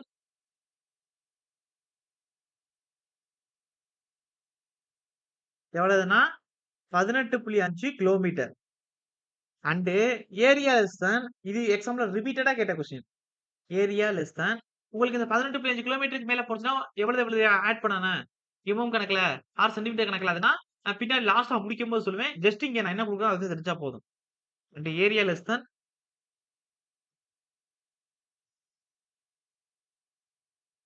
250 கிலோமீட்டர் ஸ்கொயர்க்குள்ள இருக்கணும். ஓகே. அப்ப இது வந்து அக்யூரசியா இருக்குமா? எரரா இருக்குமா? நம்ம ஜியோமெட்ரிக் சர்வே தான் இப்ப 2 சர்வே பண்றோம். பிரைமரி டிவிஷனா, பிளேன் சர்வே, ஜியோமெட்ரிக் சர்வே. அப்ப 2யும் 2 இருந்தாவே என்ன செய்ய அர்த்தம்? எது பெஸ்ட்ன்னு ஒண்ணு முடிவு பண்ணணும். 2ல எது பெஸ்ட்டா இருக்கும்? துல்லியமா பெஸ்ட்னா என்ன அர்த்தம்? எல்லா விஷயத்திலயும் கரெக்ட்டா இருக்காது. அப்ப அக்யூரசியா இருக்கிறது எது இருக்கும்? ஜியோமெட்ரிக் இருக்குமா? பிளேன் சர்வே இருக்குமா? ஆ ஏன் தியரிட்டிக் இருக்குன்னா, உண்மைய பத்தி பேசுறது. பூமி எப்படி இருக்கோ, அந்த உண்மைய பத்தி அப்படியே பேசுறதுனால அது கரெக்ட்டா இருக்கும். நம்ம பிளேன் சர்வேய நம்ம அஸ்யூம் பண்ணிட்டு தானே எடுக்கிறோம். பிளேனா இருக்கிறத எடுத்துக்கிட்டு, பூமி வந்து கர்வேச்சரா இல்லாம பிளேனா இருக்கு அப்படின்னு என்னதான் நம்ம சர்வே ஆஃப் இந்தியா வந்து 18.5 கிலோமீட்டரா இருக்கட்டும், இல்ல ஏரியா பத்தி பேசும்போது 250 கிலோமீட்டர் ஸ்கொயர்ன்னு அவங்க அளவு குடுத்தாலுமே, அதுலயும் எரர் வரும்னு தான் சொல்லியிருக்காங்க. இது அக்யூரசினா இல்லன்னு தான் சொல்லியிருக்காங்க. அப்ப ஏன்னா ஜியோமெட்ரிக் சர்வே பண்றது ரொம்ப கஷ்டம். ஒவ்வொன்லயும் எரர் வந்து ரிமூவ் பண்ணி போயிட்டே இருக்கலாம். அதனால ஒரு 250 சின்ன சின்ன சர்வேக்குலாம் நீங்க பண்ணிக்க வேண்டியதில்ல. லிமிட் குடுத்துருக்காங்க. ஏரியானா இதுக்குள்ள, பெரிய டிஸ்டன்ஸ்னா இதுக்குள்ள எடுத்துக்கிறீங்க. அப்ப இதுவரையும் நீங்க வந்து பிளேனாவே கன்சிடர் பண்ணிட்டே பண்ணுங்க. பிரச்சனை இல்ல. பெரிய அளவுக்கு உங்களுக்கு பாதிப்பு ஏற்படாது அப்படின்னு சொல்லியிருக்காங்க மெஷர்மென்ட்ல. ஓகே. அப்ப எப்படி இருக்குன்னா லெஸ் அக்யூரேட்டா இருக்கும். Less accurate. ஓகே. இந்த அளவு தெரிஞ்சா போதும். பின்னாடி முடிக்கும்போது இதுல கொஞ்சம் இன்னும் எக்ஸ்ட்ரா பாயிண்ட்ஸ்லாம் நான் குடுப்பேன். ஓகே. இப்ப அடுத்து என்ன பார்க்க போறோம்னா, geodetic survey.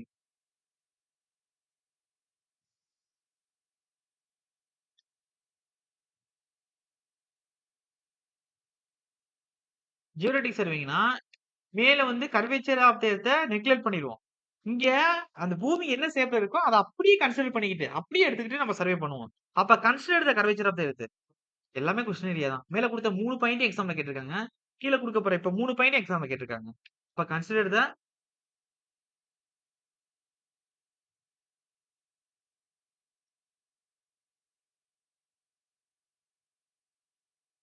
Curvature of the earth. Okay. இப்ப இது துல்லியமா இருக்கும்னா, 250 கிலோமீட்டர் ஸ்கொயர்க்கு மேல போச்சுன்னா, சின்ன ஏரியாவா? பெரிய ஏரியாவா? Large area. அப்ப பெரிய ஏரியான்னா எத பிரிஃபர் பண்ணா யூனிட்டி சர்வேயிங் தான் பண்ணணும். அப்புறம் இது எப்படி இருக்குன்னா, அக்யூரசி லெவல்ல பார்க்கும்போது மோர் அக்யூரசியா இருக்கும். அப்ப large area and more accurate அப்படின்னு ஒரே பாயிண்ட்ல குடுத்துர்றேன். இப்ப லார்ஜ் ஏரியாஸ் யூஸ் பண்ணிக்கலாம். அண்ட் மோர் அக்யூரசியா இருக்கும். மோர் அக்யூரேட்டா இருக்கும். ஓகே. இது எக்ஸாம்ல கேட்டது தான். அதுக்கடுத்து ஒரு சர்வே எடுத்தோம்னா, ஒரு குறிப்பிட்ட பாயிண்ட் பிக்ஸ் பண்ணுவோம். இல்ல வந்து ஒரு வீடுனா அந்த எல்லைய முடிவு பண்ணுவோம். இதுவரையும் எங்களுடைய மனக்கட்டு இருக்கு. எங்க மனை இதுவரையும் இருக்கு. அப்படின்னு முடிவு பண்ணுவோம். அப்ப அந்த மனையோட எல்லைய முடிவு பண்றது பவுண்டரின்னு சொல்லுவாங்க. இல்ல ஒவ்வொரு இடத்துலயும் பாயிண்ட் வைக்கிறோம்ல. இங்க வந்து ஃபர்ஸ்ட் பாயிண்ட் இங்க வை. 2வது பாயிண்ட் இங்க வைன்னு சொல்றோம் தெரியுமா? அப்படிங்கும்போது மேல உள்ளது சர்வேயிங் பாயிண்ட்னு கூட சொல்லிருவாங்க. Plane surveying. ஜெனடிக்ல வந்து இது எப்படி சொல்லுவாங்கன்னா, கண்ட்ரோல் பாயிண்ட்ஸ்ன்னு சொல்லுவாங்க. ஓகே. அந்த கண்ட்ரோல் பாயிண்ட்ஸ்ங்கிறது முடிவு பண்ணிட்டாங்கன்னா, அது மாறாது. அந்த அந்த அளவீடுங்கிறது பிக்ஸ்டா இருக்கும். அதே கூட நம்ம டேட்டாவா எடுத்துக்கிட்டு இன்னொரு சர்வே பண்ணலாம் பக்கத்துல. புரியுதா நான் சொல்றேனே? மேல சொன்ன பிளேன் சர்வேல நம்ம வைக்கக்கூடிய எல்லா பாயிண்ட்டும் சர்வே பாயிண்ட்ஸ். அத ரெஃபரன்ஸ் எடுத்துட்டு நம்ம பண்ண முடியாது. ஆனா ஜெனடிக்ல எடுக்கக்கூடிய பாயிண்ட்ஸ் எல்லாமே கண்ட்ரோல் பாயிண்ட்ஸ்ன்னு நேம் குடுப்பான். காரணம் என்னன்னா, அந்த பாயிண்டோட நீங்க ரெஃபரன்ஸ் எடுத்துட்டு இன்னொரு சர்வே பண்ணலாம்னு நான் சொல்றேன். புரியுதா என்ன சொல்றேன்னு? அந்த அளவுக்கு அக்யூரேஸியா இருக்கணும். அப்ப fixing the control points and boundary points of the field. உங்களால கரெக்ட்டா அந்த பாயிண்ட்ல மேல உள்ளதுன்னா மார்க் பத்தி பண்ணிட்டு போயிருவாங்க. இந்த கல்ல கல்ல ஊன இது கரெக்ட்டா இருக்கும். இந்த பவுண்டரிக்கு வந்து இங்க வேலிய வை கரெக்ட்டா இருக்கும். அப்படின்னு முடிவு பண்ணிட்டு பேசாம போயிரலாம். காலத்துக்கும் அது ரெஃபரன்ஸாவும் எடுத்துக்கிறலாம். அப்ப fixing the control points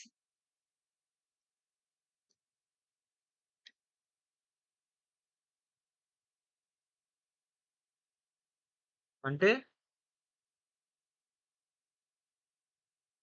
boundary points of a field. Okay. ஒரு ஃபீல்டுல நிலத்துல எல்லைய முடிவு பண்றதுக்கு, அத பிக்ஸ் பண்ணி வரையறை செய்றதுக்கு ஜியோடெசிக் சர்வேங்கிறது ரொம்ப வந்து யூஸ்ஃபுல்லா இருக்கு.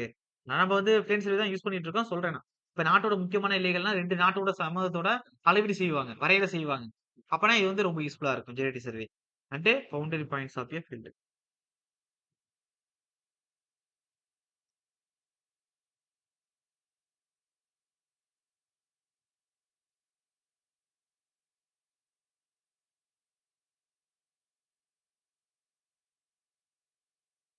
ஓகே. அவ்வளதான். உங்களுக்கு தெரிஞ்சா போதும்.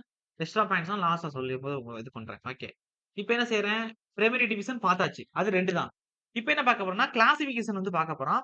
கிளாசிஃபிகேஷன பொறுத்தவரை எத்தன டைப்ல இருக்கு அப்டின்னா, 1 அதான் சொல்லுங்க கேட்டுக்கங்க. Based on the function. Function ஓரியன்டடா கிளாசிஃபிகேஷன் பண்ணியிருப்போம். அதுக்கடுத்து based on the instrument. Instrument ஓரியன்டடா கிளாசிஃபை பண்ணியிருப்போம். அப்ப மேஜர் டைப் வந்து 2. அதுக்குள்ள பார்த்தோம்னா, இப்போ ஒரு இன்ஸ்ட்ருமென்ட்ட பத்தி பேசுறோம் அப்டின்னா, கிட்டத்தட்ட உள்ளுக்குள்ள எவ்வளோ இன்ஸ்ட்ருமென்ட்ஸ் இருக்கு. நம்ம பொதுவா எடுத்துக்கிறது ஒரு 6 instrument. Chain survey, compass survey, plane table, levelling, theodolite, EDM சொல்லக்கூடிய எலக்ட்ரான் டிஸ்டன்ஸ் மெஷரிங் எக்யூப்மென்ட்ஸ் இத யூஸ் பண்ணுவோம். அதே கிளாசிஃபிகேஷன் ஆஃப் சர்வேன்னு பார்த்தோம்னா, அதாவது கிளாசிஃபிகேஷன்ல ஃபங்ஷன் ஓரியன்ட் பண்ணி பார்க்குறோம் அப்டின்னா, control survey, land survey, city survey, engineering survey, topographical survey, geological survey, archaeological survey, astronomical survey, hydrographical survey, mining survey, military survey, etcetera, etcetera, cadastral சர்வேன்னு போயிட்டே இருக்கு. சொல்றது புரியுதா உங்களுக்கு? இப்ப அததான் பார்க்க போறோம். இப்ப என்ன பார்க்க போறோம்? கிளாசிஃபிகேஷன்ஸ் பார்க்க போறோம். சார் புரியுதா? ஓகே. அப்ப கிளாசிஃபிகேஷன்ஸ்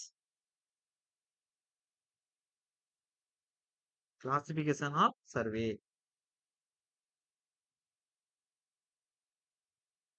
ஓகே. Control survey. இதுல யார் யார் வந்து சார் நான் இன்ஜினியரிங்ல படிச்சது, டிப்ளோமால படிச்சது, இன்ஜினியரிங் படிச்சிருப்பீங்க. இன்ஜினியரிங்ல படிச்சது, அதுக்கடுத்து நான் இப்ப தான் ஃபர்ஸ்ட் படிக்கிறேன் சர்வே அப்படின்னு சொல்லுங்க யாராச்சும் இருக்கீங்களா? சும்மா தான் கேட்கிறேன் நான். அப்படி யாரும் இருக்கீங்களா? நான் அதுக்கடுத்து எதுவுமே சர்வே படிச்சதே இல்ல நான். செமஸ்டர் படிச்சதோட சரி நான். இருக்கீங்களா? ஓகே. அப்ப கிளாசிஃபிகேஷன் ஆஃப் சர்வேல first based on the function எழுதிக்கிறேங்க. ஃபங்ஷன் ஓரியன்டா என்னென்ன இருக்கு? இது உள்ளுக்குள்ளலாம் இன் டெப்த்தா போறதில்ல. ஜஸ்ட் இத வந்து தெரிஞ்சுக்கிடுங்க. இன் டெப்த்தா லாஸ்ட்டா வருவேன். சர்வேயிங் ஃபுல்லா முடிச்சுட்டு ஒரு செஷன் போடுவேன். அதுல எக்ஸ்ட்ரா பாயிண்ட் சொல்லி இதுக்குள்ள நான் பேசிக் கான்செப்ட்ல நல்லா வந்து கொஞ்சம் இன் டெப்த்தா நடத்துவேன். ஆனா இங்க இந்த சும்மா வாயால சொல்லிருவேன். இப்படின்னா என்னன்னா paste on the function.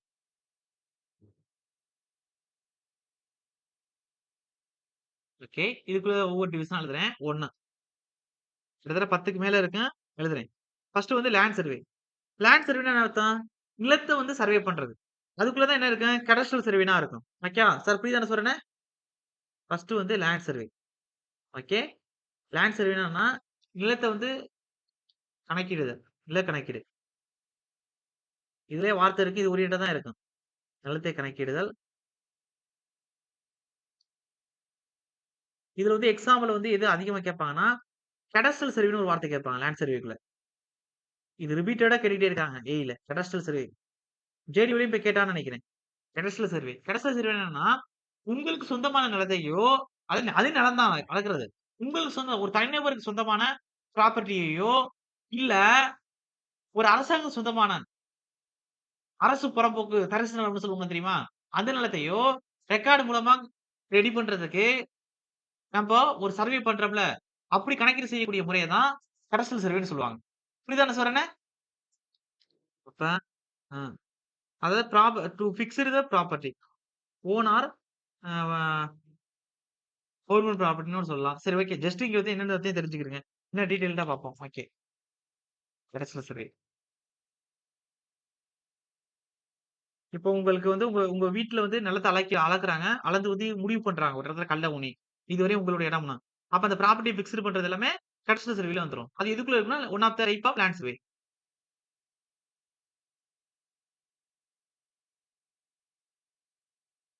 Okay.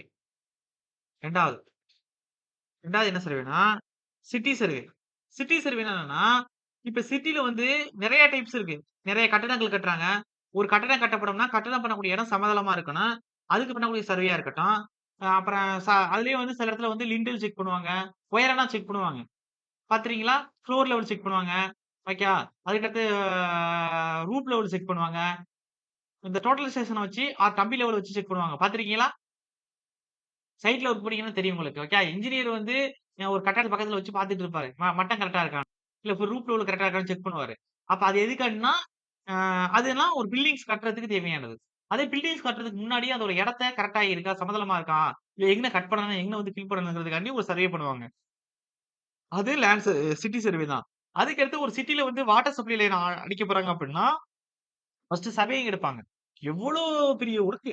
ஒரு சிட்டிக்கு வந்து ஒரு நகரத்துக்கு, ஒரு சிட்டிக்கு வந்து வாட்டர் சப்ளை லைன் அடிக்கிறதுக்குலாம். நீங்க பாட்டுக்கு ஒவ்வொரு வீட்டுக்கா, இங்க அடிங்க, இங்கேருந்து இத வளைங்க, இங்க ரோடு பெண்ட் ஆகுது, இங்க கொண்டு போங்க, அங்க கொண்டு போங்க வாயால சொல்லிட முடியுமா? சர்வே பண்ணிட்டு அதுக்கடுத்து தான் அந்த ப்ராஜெக்ட்ல இறங்குவாங்க.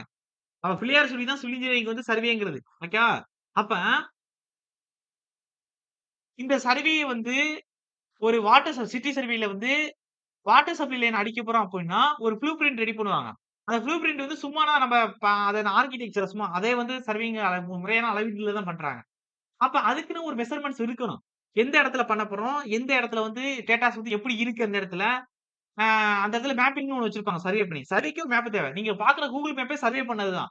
பல டேட்டாஸ் வந்து ஒரு சாஃப்ட்வேர்ல ஏத்தி இன்க்ளூட் பண்ணி அதுதான் நமக்கு வழங்குறாங்க.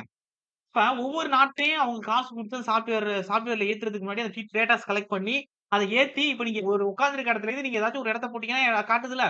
இப்ப இங்க உட்கார்ந்துட்டு சைனால ஒரு இடம் போட்டாலுமே என்ன செய்யும்? அங்கேருந்து உங்களுக்கும் அவங்க அங்கேயே எவ்வளவு தூரம்னு காட்டுதா? அதெல்லாம் எப்படி காட்டுது? ஒரு சாஃப்ட்வேர் மூலம் அவங்க இன்க்ளூட் பண்ணியிருக்க டேட்டா தான். அந்த டேட்டா எல்லாம் எல்லா நாட்டிலயும் காசு குடுத்து வாங்கி அவங்க இன்க்ளூட் பண்ணி ஜிபிஎஸ் மூலம் நிர்வாகம் பண்றாங்க. இப்படிதானே சொல்றேன்? ஓகே. அப்ப இந்த சிட்டி சர்வேல ஒரு ஒரு சிட்டிக்கு நீங்க வாட்டர் சப்ளை லைன் அடிக்க போறீங்கன்னா, ஒரு ப்ளூ பிரிண்ட் ரெடி பண்ணணும். அந்த ப்ளூ பிரிண்ட் ரெடி பண்றதுக்கு முன்னாடி அந்த சிட்டியோட மேப் வந்து கரெக்ட்டா டீட்டெயில்டா சர்வேயும் பண்ணி வச்சிருப்பாங்க. எந்த இடத்துல மரம் வருது, எங்க வளைவு வருது, அந்த வளைவு பக்கத்துல எதுவும் கோயில் இருக்கா, வீடு இருக்கா, இல்ல அந்த இடத்துல வந்து எது வந்து ஒரு பாதாள சாக்கடை போயிட்டு இருக்கா, இல்ல அங்கன வந்து மேம்பாலம் கட்டியிருக்காங்களா, இல்ல நார்மல் சர்ஃபேஸா இருக்கா, இல்ல அதுக்குள்ள வந்து கொண்டு போகும்போது எதுவும் பிரச்சனைகள் வருமா, அந்த இடத்துல வந்து தோண்ட முடியாத சூழ்நிலைகள் ஏற்படுமா, கன்டினியூஸா வீடு அடுக்குமாடி குடியிருப்புகளா இருக்கா, இல்ல குரோன் சர்ஃபேஸ் கீழ எங்கே பைப் லைன் குடுக்கலாம். குரோன் சர்ஃபேஸ்க்கு மேல வந்து எங்கே பைப் லைன் குடுக்கலாம். இல்ல ஃபியூச்சர்ல வந்து டிரான்ஸ்போர்டேஷன் வசதிக்காண்டி அங்க தோன்ற மாரி இது ரோட விரிவாக்கம் பண்றதுக்கான இது வாய்ப்புகள் இருக்குமா? அந்த இடத்துல வந்து நார்மலா போட்டிருக்கக்கூடிய கிரவுண்ட் சர்ஃபேஸ் கீழ வந்து குறிப்பிட்ட டெப்த் வெட்டியிருக்கோமா? அதோட டெப்த் வந்து கூட வெட்டி அங்க பைப் லைன் அடிக்கணுமா? அப்படிங்கிற டேட்டாஸ் எல்லாமே அந்த மேப் மூலமா ரெடி பண்ணுவாங்க. இது எக்ஸாம்பிள் சொல்லப் போனோம்னா, ஒரு சிட்டியோட ப்ளூ பிரிண்ட் வேணும்னா கத்தி படத்துல விஜய் சொல்லுவாரு பார்த்திருக்கீங்களா? அப்போ ஒண்ணு எடுப்பாங்கள பார்த்திருக்கீங்களா? அது கீழ குனிஞ்சு பார்க்கும்போது, அந்த சிட்டியோட ஃபுல் வாட்டர் சப்ளை லைனுமே குடுத்திருப்பாங்க. புரியுதா நான் சொல்றேன்னு? அதே சர்வே பண்ணி தான் குடுத்திருப்பாங்க. ஓகேவா? எவ்வளவு தூரத்துல இருந்து எவ்வளவு மீட்டர் போகுது, எங்க பெண்ட் வருது, எங்க எந்த கனெக்ஷன் வந்து ஜாயின் பண்ணியிருக்கணும். அத தான் நம்ம என்ன செய்வோம் நம்ப, சர்வே பண்ணி அவங்க குடுத்திருப்பாங்க. இதுதான் என்ன செய்வாங்கன்னா, இப்பலாம் பிளம்பிங் ஒர்க்குக்குன்னா அந்த எலக்ட்ரிக்கல் சர்க்யூட் போடுறாங்க, பிளம்பிங் டிசைன் பண்றாங்க. ஆட்டோ கேட்லயே பண்றாங்க. நெறைய சாஃப்ட்வேர் இருக்கு. புரியுதா பண்றாங்க தெரியுமா? அந்த விஷயம் தான். சார் என்ன சொல்றேன்னு புரியுதா உங்களுக்கு? அப்ப அந்த ஒரு வாட்டர் சப்ளை அடிக்கிறது சிட்டி சர்வே தான். இப்ப நான் இவ்வளவு நேரம் பேசுனேன் தெரியுமா? ஒரு பில்டிங் லைன் அடிக்கிறது, அந்த பில்டிங் கட்டுறதுக்கு முன்னாடி என்ன டேட்டாஸ் இருக்குன்னு பார்க்கிறது, பில்டிங்கோட ரூஃப் லெவல் செக் பண்றது, ஃப்ளோர் லெவல் செக் பண்றது. இது சிட்டி சர்வே. இது எக்ஸாம்ல கேட்டிருக்காங்க. இந்த வார்த்தை குடுத்து. அதுக்கடுத்து வாட்டர் சப்ளை பத்தி பேசுறேனா, இந்த வார்த்தை குடுத்தும் கேட்டிருக்காங்க. தண்ணி குடிக்கிறோம்னா, எந்த அளவுக்கு தண்ணிய குடிக்கிறோமோ, அந்த அளவுக்கு ஒரு தண்ணி நம்மட்ட வருதுன்னா, குடிக்கிறதுக்கு யூஸ் பண்ணுவோம், குளிக்கிறதுக்கு யூஸ் பண்ணுவோம். நெறைய டைப்ல யூஸ் பண்ணுவோம். அப்ப அது வந்து என்னவா மாறும் அடுத்த லெவலுக்கு? குடிக்கக்கூடிய தண்ணியோட என்ன ஆகும்? கழிவா மாறும். அப்படிங்கும்போது அந்த தண்ணி வந்து ட்ரெயினேஜா மாறுமா? சீவேஜா மாறுமா? புரியுதா நான் சொல்றேன்னு? அப்ப அந்த தண்ணிய கடத்தி கொண்டு போறதுக்கு ஒரு பைப் வேணும்ல. பைப் அதே வாட்டர் சப்ளை லைன்ல அடிக்க முடியாதுல்ல. அப்ப வாட்டர் சப்ளை லைனுக்கு என்ன கான்செப்ட் சொல்றனோ, அதே கான்செப்ட் தான் சீவேஜ்க்கு. புரியுதா சொல்றேன்னு? இப்ப நகரப்புறங்கள் எல்லாம் அப்படி ஓப்பனா விட்டுருவாங்க தண்ணியெல்லாம். ஓகே இது இப்ப பாத்திரங்கள் கழுவுற தண்ணி இதெல்லாம் அதே வந்து செப்டி டேங்க் வச்சு கரெக்ட்டா மெயின்டெயின் பண்றாங்க. சொல்றேன் நான். அதே தானே செய்வாங்க. தோட்டத்துக்கு விட்டுருவாங்க தண்ணிய. பாத்திரம் கழுவுற தண்ணி.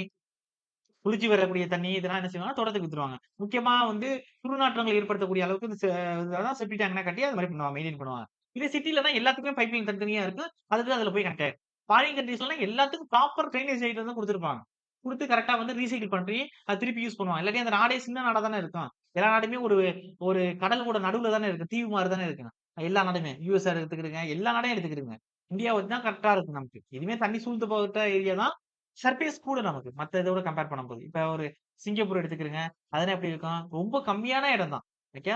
இப்ப சென்னை அளவுக்கு தான் இருக்கும்னு நெனைக்கிறேன். கிட்டத்தட்ட. சென்னை அளவுக்கு சென்னையில தான் 90% இருக்குன்னு வச்சுக்கோங்களேன். அவ்வளதான் அந்த சிங்கப்பூரே.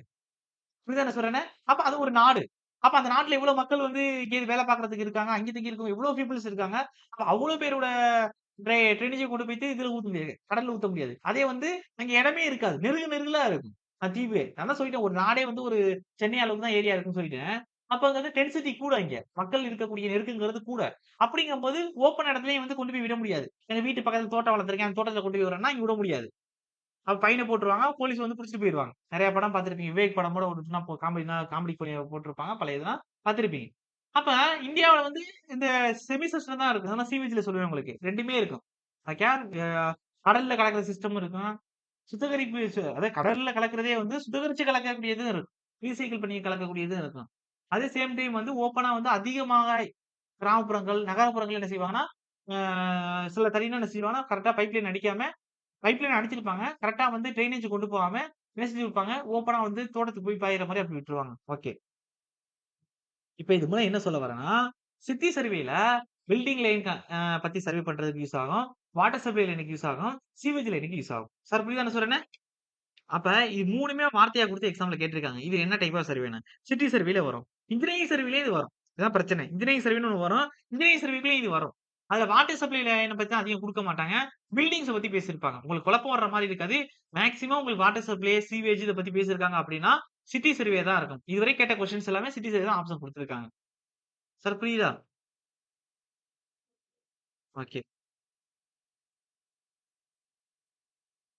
City survey. ஜஸ்ட் நீங்க பென்சில் எழுதிக்கிறீங்க. நான் டக்கு டக்குன்னு கெட்டிங் வச்சு எழுதிட்டு போறேன். எப்படியும் லாஸ்ட் முடிச்சதுக்கு அப்புறம் நான் சொல்லுவேன். திருப்பி இது சொல்ற மாரி இருக்கும். இப்ப ஜஸ்ட் எழுதிக்கிறேன். சிட்டி சர்வேனா என்ன? ஓகே. அதுக்கு அடுத்து இன்ஜினியரிங் சர்வே. இன்ஜினியரிங் சர்வேனா இன்ஜினியரிங் ஓரியன்டடா உள்ள எல்லா சர்வேயுமே. இப்ப ரோடு போடுறதுல ஆரம்பிச்சு, ரோடுலயே ஹைவே, ரயில்வே, ஏர்வே, அதுக்கடுத்து ஒரு வீடு கட்டுறதா இருக்கட்டும். அதுக்கடுத்து இப்ப சொன்ன வாட்டர் சப்ளை லைனா இருக்கட்டும், சீவேஜ் லைனா இருக்கட்டும், இல்ல ஒரு குளம் வெட்டுறதா இருக்கட்டும், இல்ல குளத்த தூர்வாரதுன்னு சொல்லுவாங்க. வெட்டுறது. அதுக்கடுத்து என்ன சொல்லுவாங்கன்னா, மராமத்து பணிகள்னு சொல்லுவாங்க. ஓகே. அந்த ஃபீல்ட்ல வந்து எல்லா குளமும் தூர்வாரிட்டு இருப்பாங்க. கோடை காலத்துல பார்த்தா உங்களுக்கு தெரியும். ஓகே. அப்ப ஆ அத ஃபில் பண்றதா இருக்கட்டும், பள்ளங்கள்லாம் ஃபில் பண்றதா இருக்கட்டும் மட்ட பார்த்து. அப்ப இந்த மாரியான ஆ பொறியியல் சார்ந்த விஷயங்கள் எல்லாமே இன்ஜினியரிங் சர்வேல வந்துரும் கணக்கீடுல. இப்ப இன்ஜினியரிங் சர்வே. அடுத்து 4வது. 4வது என்னன்னா, டோபோகிராபிகல் சர்வே. இது எக்ஸாம்ல கேட்டிருக்காங்க. டோபோகிராபில எப்படி சேர்ப்பான்னா, இயற்கை சார்ந்த காரணிகள வந்து அளக்கிறது. இப்ப இப்ப நேச்சுரல்னு சொல்லுவாங்க. மேன் மேட் ஃபீச்சர்ஸ்ன்னு சொல்லுவாங்க. அதாவது மனிதர்களால் உருவாக்கப்பட்டது, இயற்கையால் உருவாக்கப்பட்டது. இப்ப மலை இருக்குன்னு வச்சுக்கிருக்கோமே, மலை வந்து யாரும் கட்டியிருப்பாங்களா? மலை. இந்த மலை. ஓகே வா? இந்த ஓகே மலை. யாரு மவுண்டைன். யாரும் கட்ட மாட்டாங்க. அதெல்லாம் இயற்கையா வளரக்கூடியது. இப்ப ஒரு டேம்னா, ஒரு தண்ணீய சேகரிச்சு அ வெளில அனுப்புறோம் அப்டின்னா, அந்த டேம் யாரு கட்டியிருப்பா? Man made features. அதாவது நம்ம உருவாக்கப்பட்டது. உருவாக்குனது. கரெக்ட்டா இல்லையா? சரி ஓகே. அதுக்கடுத்து ஒரு ரிவர். அதுதான் மனிதன் உருவாக்குனதா இயற்கை சார்ந்த காரணியா? இயற்கை சார்ந்த காரணி. அதுக்கடுத்து வந்து ஒரு ஃபாரஸ்ட் இயற்கை சார்ந்த காரணி. அப்ப இத மாரியான சர்வேலாம் பண்றதெல்லாம் டோபோகிராபிகல் சர்வேல வரும். அதாவது இயற்கை சார்ந்த அமைப்புகள்ல மனிதனால் உருவாக்கப்பட்டது டோபோகிராபிகல் சர்வேல வரும். பியூரா இயற்கையால் உருவாக்கப்பட்டதா இருக்கும். இந்த பூமி படைக்கப்பட்டது. இந்த பூமிய பத்தி அது வந்து இன்னொரு டைப்ல வந்துருவாங்க. ஜியாலஜிக்கல் சர்வேன்னு சொல்லுவாங்க. அந்த ஜியாலஜிக்கல் சர்வே வந்து பூமியோட தோற்றம், சாயிலோட தோற்றம், உயிரினங்களோட தோற்றத்த பத்தி பேசுவாங்க. ஓகே. ஆ அதுக்கு அடுத்து ஆர்க்கியாலஜிக்கல் சர்வே வரும். நான் சொல்றேன். ஒவ்வொண்ணா சொல்றேன். குழப்ப விரும்பல. இப்ப நான் எத பத்தி பேசுறேன்னா, டோபோகிராபிகல் சர்வே. டோபோகிராபிகல் சர்வே எக்ஸாம்ல கேட்டிருக்காங்க. ரிவரு, மவுண்டெய்ன் இத பத்தி பேசுறாங்க. இயற்கை சார்ந்த காரணிகள், ஃபாரஸ்ட் இத பத்திலாம் மெஷர்மென்ட் பண்றாங்க. சர்வே பண்றாங்க அப்டின்னா, அது டோபோகிராபிகல் சர்வேல வந்துரும். சார் புரியுதா? பென்சில் எழுதி வச்சுட்டே வரணும். டோபோகிராபிகல் சர்வே. டோபோகிராபிக் சர்வே. ஓகே. அடுத்து 5வது. 5வது என்னன்னா ஜியாலஜிக்கல் சர்வே. இப்ப தான் சொன்னேன். ஜியா ஜி அ சொல்லுவாங்க. ஜியோன்னா என்ன சொல்லுவாங்க? புவின்னு சொல்லுவாங்களா? ஜியாலஜிக்கல்னா புவி சார்ந்த காரணிகளை ஆராய்ச்சி செய்தல். புவியோட தோற்றம். Origin of earth. அதுக்கு அடுத்து பூமியில உயிரினங்கள் எப்படி தோன்றுச்சு? மண் எப்படி தோணுச்சு? மண்ணோட பரிமாற்ற வளர்ச்சி எப்படி இருக்கு? மனிதனோட பரிமாற்ற வளர்ச்சி எப்படி இருக்கு? அது மனிதன் பர்ட்டிகுலரா இல்ல. உயிரினங்களோட பரிமாற்ற வளர்ச்சி எப்படி இருக்கு? அப்டின்னா, பூமி சார்ந்த காரணிகள வந்து ஆராய்ச்சி செய்றோம்ல. பூமி வந்து மத்த கிரகங்களோட கம்பேர் பண்ணும்போது, அ எப்படி இருக்கு? எவ்வளவு தூரத்துல இருக்கு? பொசிஷன் பண்றது. ஓகேவா? அதுதான் பொசிஷன் பண்றதுல அஸ்ட்ரானமிக்கல் சர்வே வந்துரும். அத விட்டுருங்க. பூமிய பத்தி இங்க ஆராய்ச்சி செய்றது. பூமி எத்தன நூற்றாண்டுகளுக்கு முன்பு தோன்றியிருக்கும்? பூமி தோன்றும்போது எப்படி இருந்திருக்கு அந்த ஒரு ஸ்டேட்டம்? அப்ப வந்து ஃபுல்லா வந்து எரிமலை குழம்பு லாவானால நிரப்பப்பட்டிருக்குமா? அப்ப வந்து எப்படி அப்படி லாவாவே நிரப்பப்பட்டு இருந்துச்சுன்னா, எப்படி வந்து இப்படி குளிர்ந்த ஸ்டேட்டமா வந்திருக்கும்? எப்படி வந்து கடல்லாம் உருவாகியிருக்கும் அதுக்கு அடுத்து? அப்புறம் எப்படி உயிரினங்கள் வந்து உருவாகியிருக்கும் இங்க? அப்படின்னு சில விஷயங்கள பத்தின ஆராய்ச்சி பண்றோம் தெரியுமா? அது பூமியோட அதாவது பூமியோட மேல் பகுதி வந்து என்ன சொல்லுவாங்க? கிரஸ்ட்ன்னு சொல்லுவாங்க. 2வது மேண்டலான்னு சொல்லுவாங்க. அ உள்ளுக்குள்ள உள்ளது. அதுக்கு அடுத்தது கோர் ஐ மீன்ஸ் என்ன சொல்றேன்னா, சென்ட்ரல் பீஸ்ன்னு எப்படி சொல்லுவாங்க? கோர்ன்னு சொல்லுவாங்க. அது அவுட்டர் கோர், இன்னர் கோர்ன்னு 2ஆ இருக்கும். சார் என்ன சொல்றேன் புரியுதா உங்களுக்கு? ஓகே. அப்ப இதோட தோற்றங்கள்லாம் பத்தி பார்க்கிறது, இப்ப சொல்றாங்கல்ல, பூமியோட கோர்ன்னு சொல்லக்கூடியது, இப்ப நான் காம்பஸ் சர்வேல அத சொல்லிட்டு தான் ஆரம்பிப்பேன். ஓகே. அது ஏன் மேக்னெட்ட பத்தி பேசணும் அந்த இடத்துல. அப்ப அந்த கோருங்கிறது எப்படி இருக்குன்னா, இரும்பும், நிக்கலும் சேர்ந்த மாரி இருக்கும். இப்ப கூட ரீசென்ட்டா கூட ஒரு ரிசர்ச்ல சொல்லிட்டு இருந்தாங்க. இப்ப நீங்க ரீசென்ட்டா அத ஃபாலோ பண்ணீங்கன்னா உங்களுக்கே தெரியும். பூமியோட மையம் வந்து ரிவர்ஸ்ல சுத்த ஆரம்பிச்சுருச்சு. அப்படின்னு வந்து ஒரு கதை போயிட்டு இருக்கு. ஓகே. அதாவது பூமி வந்து ஒரு சுழற்சி முறையில சுத்திக்கிட்டு இருக்கும். பூமியோட மையப்பகுதின்னு சொல்லக்கூடிய கோர்ங்கிறது ஒரு ஒரு கிரிக்கெட் பால் மாரி இப்ப உள்ளுக்குள்ள வந்து எரிஞ்சுகிட்டே இருக்கும். அதிக வெப்பநிலையில. கிட்டத்தட்ட 5000 டிகிரி செல்சியஸ் அளவுக்கு வந்து உள்ளுக்குள்ள வந்து வெப்பநிலை இருக்கும். 18.5 கிலோமீட்டர் டயாமீட்டர்ல இருக்கும். எது பூமியோட கோர் பகுதி. அந்த அந்த உருண்டைங்கிறது. இப்ப அந்த உருண்டைங்கிறது இப்ப முட்டையில வந்து அந்த மஞ்சள் கருன்னு சொல்லுவாங்க தெரியுமா? அதே மாரி எடுத்துக்கிறேன். அ ஓகே. அதே தான் பூமி. முட்டைய எடுத்துக்கலாம். அந்த ஓடுங்கிறது கிரஸ்ட்ன்னு சொல்லுவாங்க. ஓட்ட உரிச்ச உடனே வரக்கூடிய அந்த வெள்ள கருங்கிறது அதுக்கு பேரு வந்து மேண்டலான்னு சொல்லுவாங்க. உள்ளுக்குள்ள இருக்கக்கூடிய இந்த மஞ்சள் கருன்னு சொல்லுவாங்க தெரியுமா? இந்த போர்ஷன் எல்லாமே என்ன சொல்லுவாங்கன்னா, கோர்ன்னு சொல்லுவாங்க. ஓகே. அப்ப அந்த கோர் வந்து நிக்கலு, இரும்பு சேர்ந்த பகுதியா இருக்கும். அது வந்து தன்ன தானே வந்து தனியா சுத்திக்கிட்டு இருக்கு. பூமிக்கு அதுக்கு சம்மந்தம் இல்ல. அது தனியா வந்து சுத்திக்கிட்டு இருக்கு அப்படின்னு ஒரு கட்டுக்கதை போயிட்டு இருந்துச்சு கொஞ்ச நாளைக்கு முன்னாடி. இப்போ வந்து நாசா என்ன சொல்லியிருக்கு ரீசென்ட்டா வந்து என்ன சொல்லிக்கிட்டு இருக்காங்கன்னா, ஆ இல்ல பூமியோட மைய கருங்கிறது ரிவர்ஸ்ல சுத்த ஆரம்பிச்சுருச்சு. இதனால ஃபியூச்சர்ல வந்து நிறைய ப்ராப்ளம் வரலாம். இயற்கை பேரழிவுகள் வந்து அதிகம் ஏற்படலாம் பத்தி அத பத்தியான விஷயங்கள் ஓடிக்கிட்டு இருக்கு. சரி ஓகே. அத பத்தி இப்ப பேச வேணாம். ஓகே. அப்ப அது மாரி பூமி சார்ந்து விஷயங்கள ஆராய்ச்சி செய்றது, சர்வே பண்றது தான் என்ன சொல்லுவாங்கன்னா, ஜியாலஜிக்கல் சர்வே. ஓகேவா? ஃபர்ஸ்ட் இன்ட்ரோ கிளாஸ் பத்தி ஒரு மாரி போயிட்டு இருக்கும். ஆனா எக்ஸாம் ஓரியன்டடாவும் தான் சொல்லிட்டு இருக்கேன். அப்ப கொஞ்சம் கொஞ்சம் மூவ் பண்ணிறலாம். ஓகே. Geological survey. அடுத்து 6வது ஆர்க்கியாலஜிக்கல் சர்வே. பூமிய சார்ந்த விஷயத்திலேயே ஒரு குறிப்பிட்ட இனத்த பத்தி, ஒரு குறிப்பிட்ட உயிரினத்த பத்தி, அது எப்படி இருந்திருக்குன்னு, அதோடைய பழைய எச்சங்கள். ஐ மீன்ஸ் என்ன சொல்றேன்னா, அதோட எலும்பு துண்டுகள், ஓகே.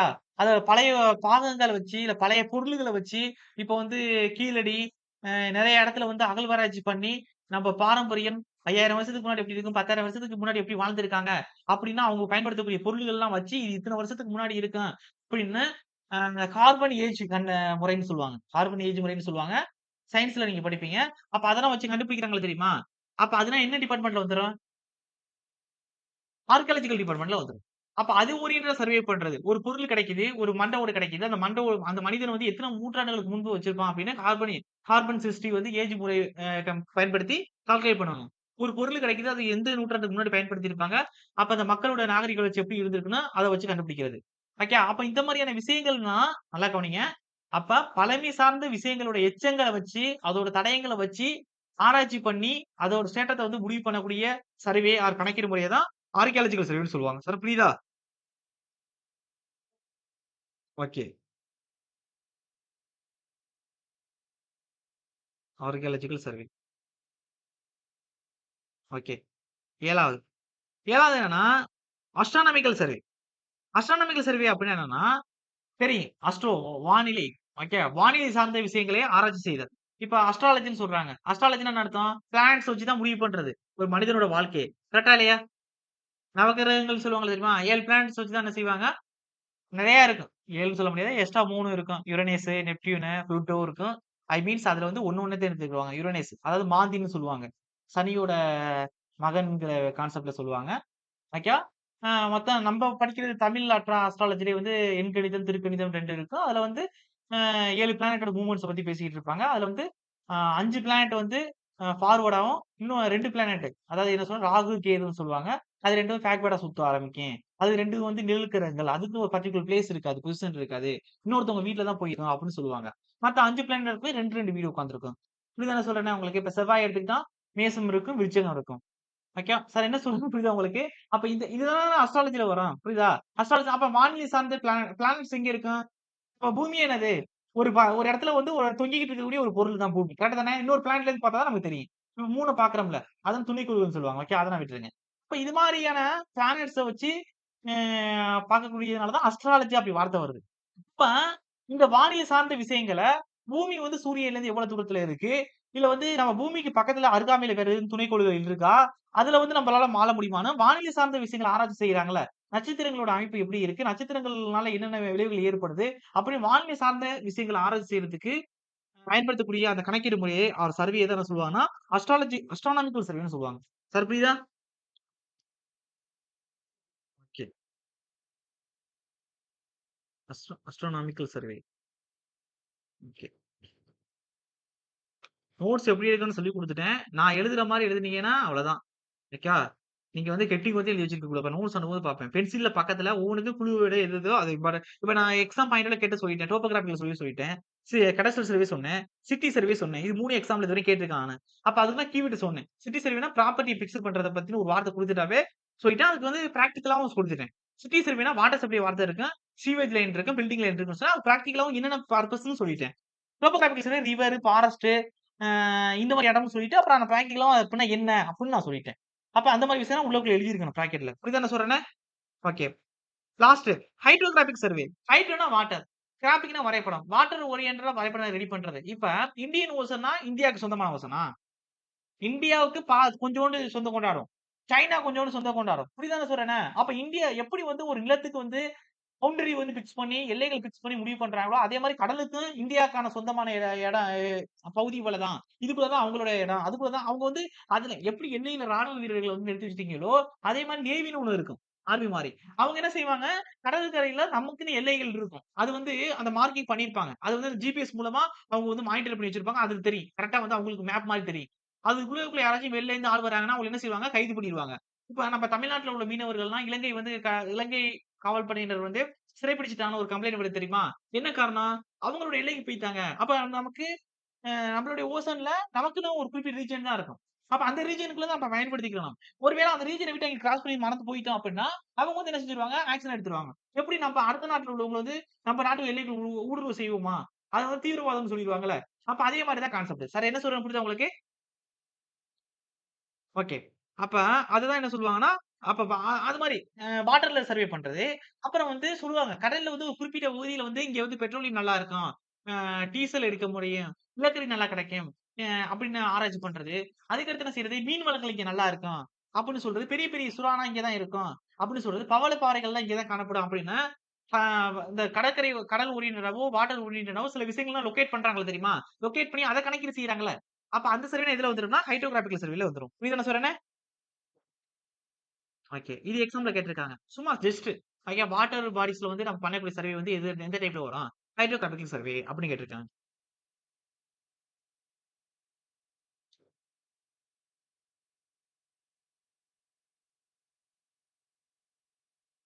ஓகே. அடுத்து மைனிங் சர்வே. மைனிங்னா என்ன அர்த்தம் சொல்லுவோம்? மைன்ஸ்னா சுரங்கம். இப்ப கேஜிஎஃப் படம் எல்லாருமே பார்த்திருப்பீங்க. அப்ப என்ன சொல்லுவாங்க? இப்ப கோலார் தங்க வயல். அப்ப பூமிக்கு கீழ வந்து என்னென்ன கனிம வளங்கள் இருக்கு அப்படின்னு நம்ம கண்டுபிடிச்சு அத அளவீடு செய்றோம்ல. இப்ப மீத்தேன்லாம் எடுக்குறாங்கல்ல.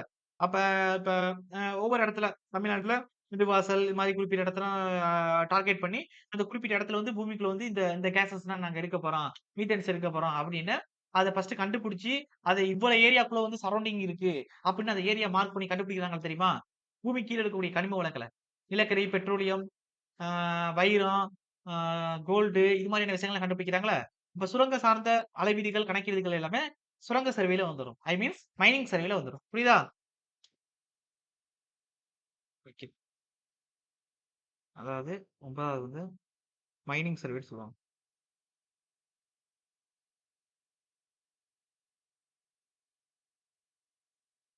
10வது கண்ட்ரோல் சர்வே. கண்ட்ரோல் சர்வேனா ஜியோடெட்டிக் சர்வே தான். நார்மல் ஜியோடெட்டிக் சர்வே தான். என்ன செய்யும் ஜியோடெட்டிக் சர்வே மூலமா? ஒவ்வொரு இடத்துலயும் நம்ம எந்த பாயிண்ட்ட பொசிஷன் பண்றோமோ, அந்த பாயிண்டோட உண்மையான அளவு எடுப்போம். அது 100% கரெக்ட்டா இருக்கும். அந்த பாயிண்ட் ரெஃபரன்ஸா வச்சுக்கிட்டு நம்ம எவ்வளவு சர்வே வேணுமானாலும் எடுத்துக்கலாம். இப்படித்தானே சொல்றேன்? அந்த டைப் ஆஃப் சர்வே கண்ட்ரோல் சர்வேன்னு சொல்லுவாங்க.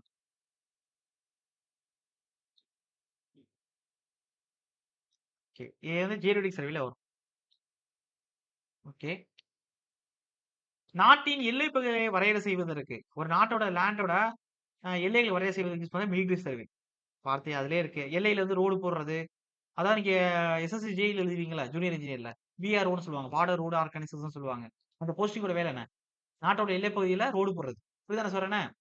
அப்ப அந்த சர்வே தான் மிலிட்டரி சர்வே. அப்ப நாட்டோட எல்லைகளை வரையறை செய்வதற்கும், நாட்டோட எல்லைகளில் ரோடு போடுவதற்கும் அங்கே பயன்படுத்தக்கூடிய கணக்கீடு முறை ஆர் சர்வே தான் மிலிட்டரி சர்வேன்னு சொல்லுவாங்க.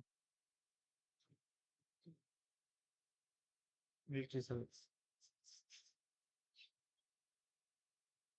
கிளாசிபிகேஷன்ல 1 முடிச்சுட்டேன். ஃபங்ஷனல் கிளாசிபிகேஷன் முடிச்சுட்டேன். சார் இப்ப இதான் மொத்தம் 11 இருக்கு. சார் ஓகேவா? ஓகே. கிட்டத்தட்ட காம்பஸ் சர்வே உள்ளுக்குள்ள வரப்போறோம். பேசிக் கான்செப்ட் வந்து கிட்டத்தட்ட முடிக்க போறோம். இன்னும் ஒரு கிளாசிபிகேஷன் தான் இருக்கு. அடுத்த கிளாசிபிகேஷன்ல எதுல சொல்லப் போறேன்னா, based on the instrument. Instrument ஓரியன்டா என்னென்ன இருக்கு அப்டின்னா, இப்ப நான் உங்ககிட்ட கேட்கிறேன். காலேஜ்ல படிச்சிருக்கிறதா இருக்கலாம். இல்ல நீங்க வெளிய எக்ஸாம் பிரிப்பேர் பண்ணியிருக்கலாம். ஓகே. அப்ப நீங்க என்னென்ன இன்ஸ்ட்ருமெண்ட்ஸ் வந்து யூஸ் பண்ணியிருக்கீங்க இதுவரை? யூஸ் பண்ணியிருக்கிறத சொல்லுங்க. இல்ல தெரிஞ்ச இன்ஸ்ட்ருமெண்ட் சொல்லுங்க. எல்லாருக்கும் தெரிஞ்சிருக்கும்னு நெனைக்கிறேன் முக்காவாசி. Okay, okay. நியூட்டனா? Total station. ஓகே. அதாவது இடிஎம்னு ஒரே வார்த்தையில சொல்லிறலாம். ஏன்னா டெலிவரோமீட்டரு, டோட்டலைசேஷனு, எலக்ட்ரானிக் தியோரிலேட் எல்லாமே அதுக்குள்ளயே வந்துரும். Okay. EDM I means electronic distance measuring equipment. ஓகேவா? Based on instruments. இதுல யார் யாரு கரெக்ட்டா ப்ராப்பரா எனக்கு எல்லாம் யூஸ் பண்ண தெரியும் சார்? செயின் எல்லாரும் ப்ராப்பரா யூஸ் பண்ண தெரியுமா? ஐ திங்க் யூஸ் பண்ணியிருக்கீங்களா? அப்படியாச்சும் சொல்லுங்க. ஓகே. காம்பஸு? ஓகே. இப்ப அது டாபிக் நடத்தும்போது நான் நோட் பண்ணிக்கிறேன். ஓகேவா? பிளேன் டேபிள் யூஸ் பண்ணியிருக்கீங்களா? ஓகே. லெவலிங்? கம்பி லெவல். ஓகே. கன்ஸ்ட்ரக்ஷன் சைட்ல இருக்கவங்க, சைட்ல இப்ப இருக்கவங்களுக்குலாம் என்ன யூஸ் பண்ணியிருப்பீங்கன்னா, என்ன யூஸ் பண்ணிட்டு இருக்கீங்க லெவலிங்ல? கம்பி லெவல் யூஸ் பண்ணுவாங்க. வேற என்ன லெவல் யூஸ் பண்றாங்க?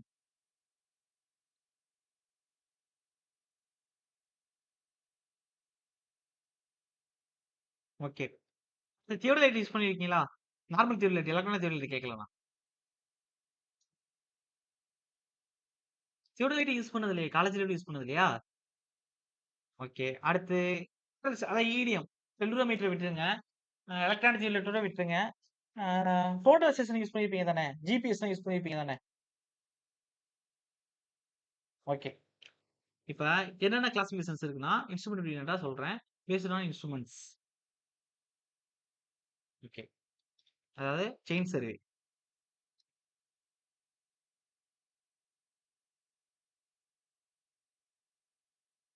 2வது காம்பஸ் சர்வே.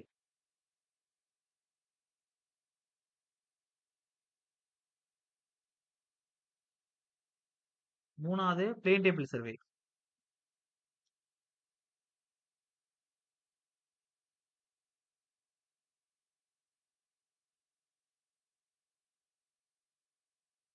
4வது தியோடலைட். 4வது வந்து லெவலிங் சர்வே. இம்பார்ட்டன்ட் யூஸ் குடுத்துருவோம். லெவலிங் அப்படின்னு சொல்லுவாங்க. லெவலிங். 5வது theodolite survey.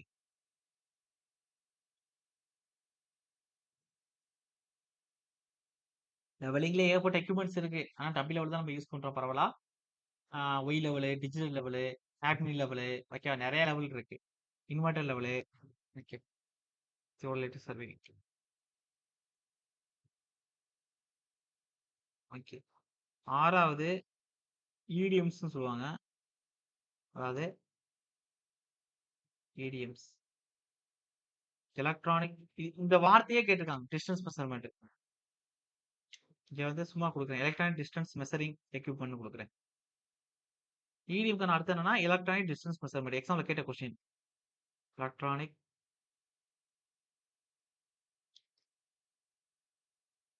Distance measuring equipment.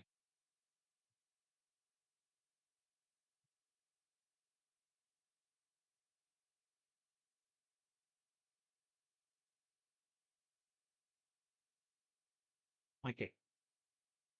இவ்வளவு தெரிஞ்சா போதும். இப்ப பிரின்சிபல் ஆஃப் சர்வே சொல்லிர்றேன். சொல்லிட்டு பேசிக்கா என்னென்ன மெஷர் பண்றான்னு சொல்லிட்டு ஸ்ட்ரெய்ட் ஆரம்பிச்சிட வேண்டியதுதான். இப்ப நான் சொன்னது எல்லாமே எக்ஸாம் பாயிண்ட் ஆஃப் வியூ தான். ஓகேவா? ஞாபகம் வச்சுக்கிருங்க. அ இப்ப இதுலயே வந்து நெறைய இருக்கும். இப்ப காம்பஸ் சர்வே எதுனா இருக்கும். இப்ப நான் கீழ சொல்லிட்டு அப்புறம் இதுல மறுபடியும் இதுல எழுதுறேன். இடையில எழுதுறேன். அப்படி வச்சுக்கோங்க. ஓகே. இப்ப தத்துவம் பார்க்க போறோம். எதா இருந்தாலும் ஒரு தத்துவம் இருக்கு. நீங்க பிசிக்ஸ்ல படிச்சிருப்பீங்க. ஓகேவா? அப்ப சர்வேக்குன்னு ஒரு தத்துவம் இருக்கும். என்ன தத்துவம்னா, இப்ப அ 2 பேசிக் பிரின்சிபிள் இருக்கு. என்ன பேசிக் பிரின்சிபல்னா, நீங்க எந்த பாயிண்ட் எடுத்து நீங்க சர்வே பண்றதா இருந்தா, ஃபர்ஸ்ட்டே சொன்னேன். ரெஃபரன்ஸா எத்தன பாயிண்ட் எடுத்துக்கிறேன்? அந்த ரெஃபரன்ஸ்ன்றது தெரிஞ்ச பாயிண்டா? தெரியாத பாயிண்டா? நீங்க மெஷர்மென்ட் பண்ண போறது தெரியாத பாயிண்ட். நீங்க எடுக்கக்கூடிய ரெஃபரன்ஸ் பாயிண்ட்ங்கிறது தெரிஞ்ச பாயிண்டா? தெரியாத பாயிண்டா? தெரிஞ்ச பாயிண்ட். அப்ப அதுதான். அப்ப to locate the points with respect to 2 known points. Okay. 2 தெரிந்த புள்ளிகளை பயன்படுத்தி, நீங்க எந்த புள்ளிய கண்டுபிடிக்கணுமோ, அந்த பாயிண்ட்ட நீங்க மார்க் பண்ணணும். அது மூலமா அந்த பாயிண்டோட கோஆர்டினேட்ஸ் கண்டுபிடிச்சுக்கலாம். ஆங்கிலோ, தீட்டா ஐ மீன்ஸ் டிஸ்டன்ஸோ இது மாரி நீங்க கண்டுபிடிச்சுக்கலாம். உயரமோ கண்டுபிடிச்சுக்கலாம் அப்படின்னு சொல்றாங்க. பேசிக் பிரின்சிபல் என்னன்னா எழுதுங்க. இது இது இல்லாத கொஸ்டின் எனக்கு அதிகமா உங்களுக்கு சர்வேல இருந்து இந்த பேசிக் கான்செப்ட்ல ஒரு கொஸ்டின் கேட்கறேன்னா, இதுல இருந்து ஒரு கொஸ்டின் டப்புன்னு கேட்டுருவாங்க. அது இல்லாத பட்சத்துக்கு கிளாசிபிகேஷன்ல டோபோகிராபிக் சர்வே அப்படி இல்ல அப்படின்னா என்ன அப்படின்னு கேட்டுட்டு இருக்காங்க. அப்ப வெரி, வெரி இம்பார்ட்டன்ட். இப்ப நான் எழுதி முடிச்சதுக்கு அப்புறம் பாருங்க, எவ்வளவு கொஸ்டின்ல அது ரிப்பீட்டடா வந்திருக்கும். அப்ப பிரின்சிபல் ஆஃப் சர்வேயிங். அப்புறம் நான் உங்களுக்கு டெஸ்ட் கொஸ்டின்ஸ் குடுக்குறேன்னு, அதெல்லாம் ஏன் எழுத மாட்றீங்க பாதி பேரு? திரும்பவும் சொல்றேன் சார். உங்களுக்கு நான் ஒரு சின்ன ரொம்ப இல்ல ஒரு 1 லைன்ல சொல்றேன் ஒரு விஷயம். இப்ப நான் உங்களுக்கு டெஸ்ட் எழுதுறதுக்காண்டி, எவ்வளவு கொஸ்டின்ஸ் நான் பிரிப்பேர் பண்ணி நான் பார்த்துருக்கேன். ஒரு கொஸ்டின் குடுக்குறதுக்காண்டி பிரிப்பேர் பண்ணி பார்ப்பேன் தெரியுமா? எல்லா ஸ்டேட்டோட கிட்டத்தட்ட ஒரு இதே வச்சிருக்கேன். ஒரு பண்டலே வச்சிருக்கேன். அந்த பண்டல்ல ஜார்க்கண்ட்ல உள்ள கொஸ்டின்ஸ், பப்ளிக் சர்வீஸ் அங்கே உள்ள ஏஇ கொஸ்டின் எப்படி இருக்கும்? ஜேஇ கொஸ்டின்ஸ் எப்படி இருக்கும்? சப்பார்டினேட் டிவிஷன்ஸ்ல உங்களுக்கு என்னென்ன கிரேட்ல வச்சிருக்காங்க? அது அதுக்கு உத்தரப்பிரதேசல என்ன நடந்திருக்கு? ஹிமாச்சல்ல என்ன நடந்திருக்கு? நான் வேணா ஃபோட்டோ எடுத்து வேணாலும் உங்களுக்கு நான் அனுப்புறேன். நம்பிக்கை வர்றதுக்காண்டி. அதுக்கடுத்து வந்து உங்களுக்கு கேரளா பப்ளிக் சர்வீஸ் கமிஷன் எவ்வளவு வச்சிருக்காங்க? ஆந்திராவுல என்ன நடந்திருக்கு? தெலுங்கானாவுல என்னென்ன எக்ஸாம் நம்ம சிவில் சர்வீஸ்ல நடந்திருக்கு? சிவில் சர்வீஸ்னா நம்ம சிவில் எக்ஸாம் சொல்றேன் டெக்னிக்கல்ல. அப்படின்னு கிட்டத்தட்ட 16 டூ 17, 18 ஓகே. மினிமம் 16. இன்னைக்கு தான் உட்கார்ந்து எண்ணேன். 16 ஸ்டேட்டோட கொஸ்டின் பேப்பர் வச்சிருக்கு. 1 வருஷம் இல்ல. கிட்டத்தட்ட 7, 8 வருஷமா நடந்த கொஸ்டின்ஸ் எல்லாமே. அப்ப உங்களுக்கு கொஸ்டின் குடுக்குறேன்னா, எல்லாத்தையும் டிஸ்கஸ் பண்ணி பார்ப்போம். எப்படிதான் அப்படி கொஸ்டின்ஸ் கேட்கறாங்க? அப்போ ஒரு ஒரு காம்பஸ்னா அதுக்குள்ள இவ்வளவு கொஸ்டின்ஸ் தான் கேட்க முடியும்னு இருக்கும். செயின் சர்வ்னா செயின் சர்வ் இவ்வளவு தான் இருக்க முடியும். அப்ப எங்கெங்கன்னா இங்க இப்படி கேட்கறாங்க. ஒருவேளை வந்து நம்ம நடத்துற கான்செப்ட்ட தவிர்த்து வெளில ஏதாச்சும் எங்கேயாச்சும் ஒரு ஸ்டேட்ல இருந்து கொஸ்டின் கேட்டுருக்காங்களா? அப்படிங்கும்போது பார்த்து நான் நான் இங்க ஒரு நோட்ஸ் குடுத்துக்கிட்டு இருக்கேன். அப்படிங்கும்போது அந்த நோட்ஸ்க்கு கிளாஸ்க்கு எவ்வளவு இம்பார்ட்டன்ட் குடுக்கணும்? கிளாஸ இம்பார்ட்டன்ட் குடுக்கணும். அத விட முக்கியமா வந்து டெஸ்ட் எவ்வளவு இம்பார்ட்டன்ட் எழுதணும். அந்த கொஸ்டினோட வேல்யூ என்ன? நீங்க எழுதுனா தானே ஒவ்வொரு கொஸ்டின் உங்களுக்கு பார்க்கறதுக்கே டைம் கிடைக்கும். நீங்க வெறும் ஆன்சர் டிஸ்கஷன பார்க்கறதுக்கு, நீங்க டெஸ்ட்ல உட்கார்ந்தா தானே ஒவ்வொரு கொஸ்டினையும் யோசிக்கிறதுக்கே வரும். இந்த கொஸ்டினா? அப்ப இதுக்கு என்ன வரும்? ஏ வருமா? பி வருமா? சி வருமா? அப்படின்னு யோசிக்க தோணும் உங்களுக்கு. அந்த டாபிக் அப்பதானே உங்க மைண்டுக்குள்ள ரீகால் ஆகும். ரிவிஷன் பண்ண முடியும். சரி ஓகே. சில விஷயத்த பயன்படுத்திக்கிறேன் நான். பயன்படுத்துறவங்க பயன்படுத்திக்குவாங்க.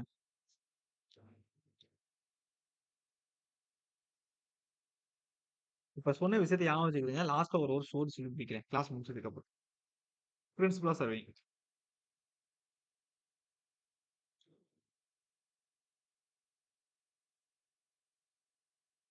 சாரி பிரின்சிபல்னு எழுதிட்டேன். பிரின்சிபல்ஸ். தத்துவம். பிரின்சிபால்னா முதன்மைன்னு அர்த்தம். முதல்வர் அந்த மாரி principles of surveying.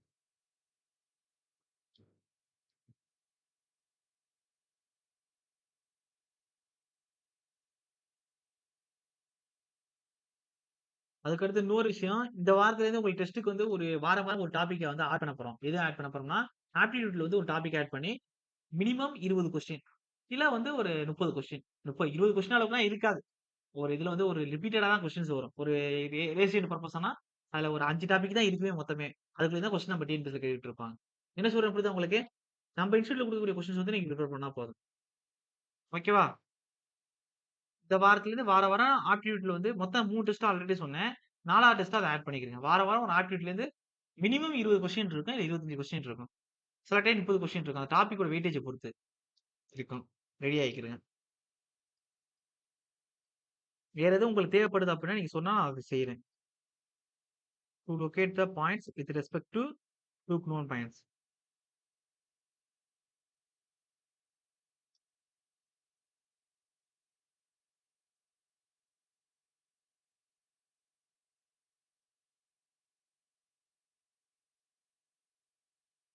With respect to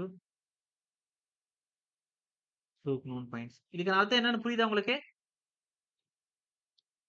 அதாவது ஒரு பாயிண்ட் நம்ம லொகேட் பண்ண போறோம், பொசிஷன் பண்ண போறோம்னா எத்தன ரெஃபரன்ஸ் பாயிண்ட் தேவைப்படும் மினிமம்? 2 பாயிண்ட்ஸ் தேவைப்படும். இதான் இதுக்கான இது. காலங்காலமா நீங்க படிச்சுட்டு இருக்கிறதுக்கான அர்த்தம். This is principle of surveying. 2வது working from whole to the part. Very, very, very, very important. இது எவ்வளவு ஒரு டைம் கொஸ்டின்ல கேட்டிருக்காங்க.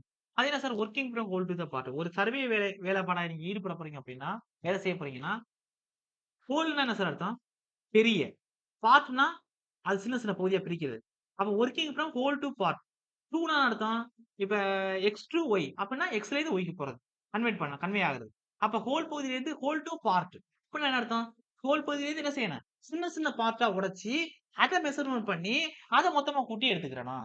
அப்ப நீங்க சர்வே பண்ணணும்னா இன்னொரு பேசிக் பிரின்சிபல் என்ன? எப்படி வந்து எந்த ஒரு புள்ளிய பொசிஷன் பண்ணாலும் மினிமம் 2 ரெஃபரன்ஸ் தேவைப்படும்னு சொல்லணும். அதே மாரி ஒரு பெரிய இடத்துல இப்ப சர்வே பண்ண போறீங்க. இதான் அதோட பவுண்டரி. ஓகேவா? அப்ப பவுண்டரி வந்து இங்க ஒரு பாயிண்ட் ஏ, பி, சி, டின்னு முடிவு பண்ணிட்டீங்க. இப்ப இந்த பாயிண்டோட மெயின் பாயிண்ட் என்ன? மெயின் சர்வே லைன் கனெக்ட் பண்றீங்க. இததான் கனெக்ட் பண்றீங்க. இதான் மெயின் சர்வே லைன்னு கனெக்ட் பண்ணிட்டீங்க. ஓகேவா? இதெல்லாம் மெயின் சர்வே லைன்ஸ். இதெல்லாம் main survey lines. Okay connect பண்ணிட்டீங்க. அப்ப இதுக்குள்ள நீங்க வந்து ஒர்க் பண்ண போறீங்க. இப்ப இங்க ஒரு பாயிண்ட் இருக்கும் வச்சுக்கோ. இங்க ஒரு மெயின் சர்வே லைன், இங்க ஒன்று இருக்கு. எல்லா அதாவது மெயின் சர்வே பாயிண்ட்ஸோட மெயின் கனெக்ட் பண்ணக்கூடிய லைன்ஸ மெயின் சர்வே லைன் சொல்லுவோம். ஓகே. சர்வே லைன்னா என்னன்னு பின்ன நான் சொல்லுவேன். கனெக்ட் பண்ணியாச்சு. இப்ப என்ன செய்றோம்? இப்படி பெரிய பார்ட்ட நான் என்ன செஞ்சேன் ஃபர்ஸ்ட்டு, சின்ன சின்ன பாயிண்ட்ஸா பவுண்டரில மார்க் பண்ணேன். 1, 2, 3, 4, 5 மார்க் பண்ணேன். அதுக்கு அடுத்து 2 சர்வே பாயிண்ட்ட கனெக்ட் பண்ணி வரையக்கூடிய லைன 1 டூ 2 போகக்கூடியத 1, 2ங்கிற லைன் என்ன? 12ங்கிற லைன் என்ன? 1 டூ 2 போகக்கூடியத 1, 2ங்கிற லைன் சர்வே லைன். அப்ப 2 சர்வே பாயிண்ட்ட கனெக்ட் பண்ணக்கூடிய லைன் சர்வே லைன்னு சொல்லுவாங்க. அப்ப அந்த சர்வே லைன்னா என்ன செஞ்சேன்? ஒவ்வொரு பாயிண்ட்க்கு இன்டர்லிங்க் பண்ணேன். இன்டர்லிங்க் பண்ணிட்டு அதுக்குள்ள என்ன செஞ்சேன்? சின்ன சின்ன பகுதியா இப்ப இத முக்கோணமா பிரிக்கிறது. இத முக்கோணமா பிரிக்கிறது. இதுக்குள்ள ஒரு முக்கோணமா டை பாயிண்ட் எடுத்து முக்கோணமா பிரிக்கிறது. இதான் சொல்லுவேன். டை பாயிண்ட்னா மெயின் சர்வே பாயிண்ட்னா என்னன்னா. அப்ப ஒரு ஹோல் பகுதிய நம்ம என்ன பகுதியா உடைச்சிருக்கோம் அப்ப. அப்ப இது எத்தன பகுதியா உடைச்சிருக்கோம். அப்ப சின்ன சின்ன பகுதியா உடைச்சு தான் நீங்க பார்க்கணும் அப்படின்னு அவங்க சொல்லிக் குடுக்குறாங்க நமக்கு. சர்வே பண்ணும்போது பண்ணணும். அப்ப சின்ன சின்ன பகுதியா உடைக்கிறீங்கன்னா, அப்ப இத உடைங்க. அப்ப இதுக்கு என்ன இருக்கு? பேஸ் எவ்வளவு இருக்கு? இதோட உயரம் எவ்வளவு இருக்கு? அப்ப இது முக்கோண ஷேப்ல இருக்கா? அப்ப ஏரியாக்கான ஃபார்முலா என்ன? 1/2 இன்டு பி இன்டு ஹெச். அப்ப இத போட்டு கண்டுபிடிங்க. அப்ப இதுக்கு ஒரு ஏரியா கிடைக்கும். அப்ப A1 வச்சுக்கிருங்க. இது கிடைக்கிறது A2ன்னு வச்சுக்கிருங்க. அப்ப இது மாரி எல்லா ஏரியாவும் கிடைக்கும். ஒரு 100 ஏரி இப்ப A1ல ஆரம்பிச்சு A100 வரையும் கிடைக்குதுன்னா, அது எல்லாத்தையும் வச்சுக்கிட்டு நான் சொல்லுவேன் இத நான். வால்யூம் கண்டுபிடிங்க. அப்ப எவ்வளவு வந்து தேவைப்படுது அப்டின்னா வால்யூம் கண்டுபிடிங்க. இல்ல ஏரியாவோட சில இடத்துல ஒன்லி வந்து பரப்பத்தையும் கண்டுபிடிப்போம். நம்ம லேண்டோட பரப்ப பத்தி தெரிஞ்சா போதும். அப்ப ஏரியான்னு எடுத்துறீங்க. இப்ப இவ்வளவு ஏரியா வரப்ப என்ன செய்யணும்? ட்ரெபிசாய்டல் ரூல் யூஸ் பண்ணணும். சிம்ப்சன் ரூல் யூஸ் பண்ணணும். இல்ல வால்யூம் கண்டுபிடிக்கணுமா? அப்ப ட்ரெபிசாய்டல் ரூல் யூஸ் பண்ணணும். Prismoidal or Simpson rule use பண்ணணும். அப்படின்னு இதெல்லாம் படிப்பீங்க. ஃபியூச்சர்ல படிப்பீங்க. இப்ப ஒரு ஹோல் பகுதிய சர்வே பண்றதுக்கு நமக்கு என்ன குடுத்துருக்காங்க? நீங்க ஃபுல்லா எடுத்துட்டீங்க எரர் அதிகம் வரதுக்கான வாய்ப்பு அதிகம் இருக்கும். அத நீங்க வந்து சின்ன சின்ன பார்ட்டா உடைச்சிடுங்க. அதான் working from whole to part. அதுக்கான அர்த்தம். சார் புரியுதா? ஓகே. நீங்க கண்டுபிடிச்ச ஏரியா அப்படியே ஸ்ட்ரெய்ட்டாலாம் எடுத்து போட்டீங்கன்னா தப்பா வந்துரும். 100 ஏரியா கண்டுபிடிச்சிருக்கேன். 100 ஏரியாவுக்கும் ட்ரெபிசாய்டல் ரூல் கண்டுபிடிக்கணும். ஏரியா கண்டுபிடிக்க. அதுக்கு அடுத்து சிம்ப்சன் ரூல் கண்டுபிடிக்கணும். ஒன் தேர்ட் ரூல்ன்னு சொல்லுவாங்க. ஓகே. அது கண்டுபிடிச்சு நீங்க ஏரியா கண்டுபிடிக்கணும். அது அல்ல வால்யூம் கண்டுபிடிக்க போனீங்கன்னா, ட்ரெபிசாய்டல் ரூல், பிரிஸ்மாய்டல் ரூல்ன்னு சொல்லுவாங்க. அதெல்லாம் நான் நடத்துவேன் நான். ஏரியா கால்குலேஷன் ஆர் வால்யூம் கால்குலேஷன்ல. அப்ப 2வது பேசிக் பிரின்சிபல் என்னன்னா, working from whole to the part. அத அப்படியே எழுதிக்கோங்க. ஏன்னா அதிக டைம் கேட்டிருக்காங்க. பார்ட் டூ த ஹோல்ன்னு கேட்பாங்க. சின்ன சின்ன பார்ட்ட பெரிய ஹோலா மாத்தணுமா? அப்படின்னா அது தப்பு ஆப்ஷன். பெரிய பகுதி தான் சின்ன சின்ன பகுதியா மாத்தணும். அப்புறம் working from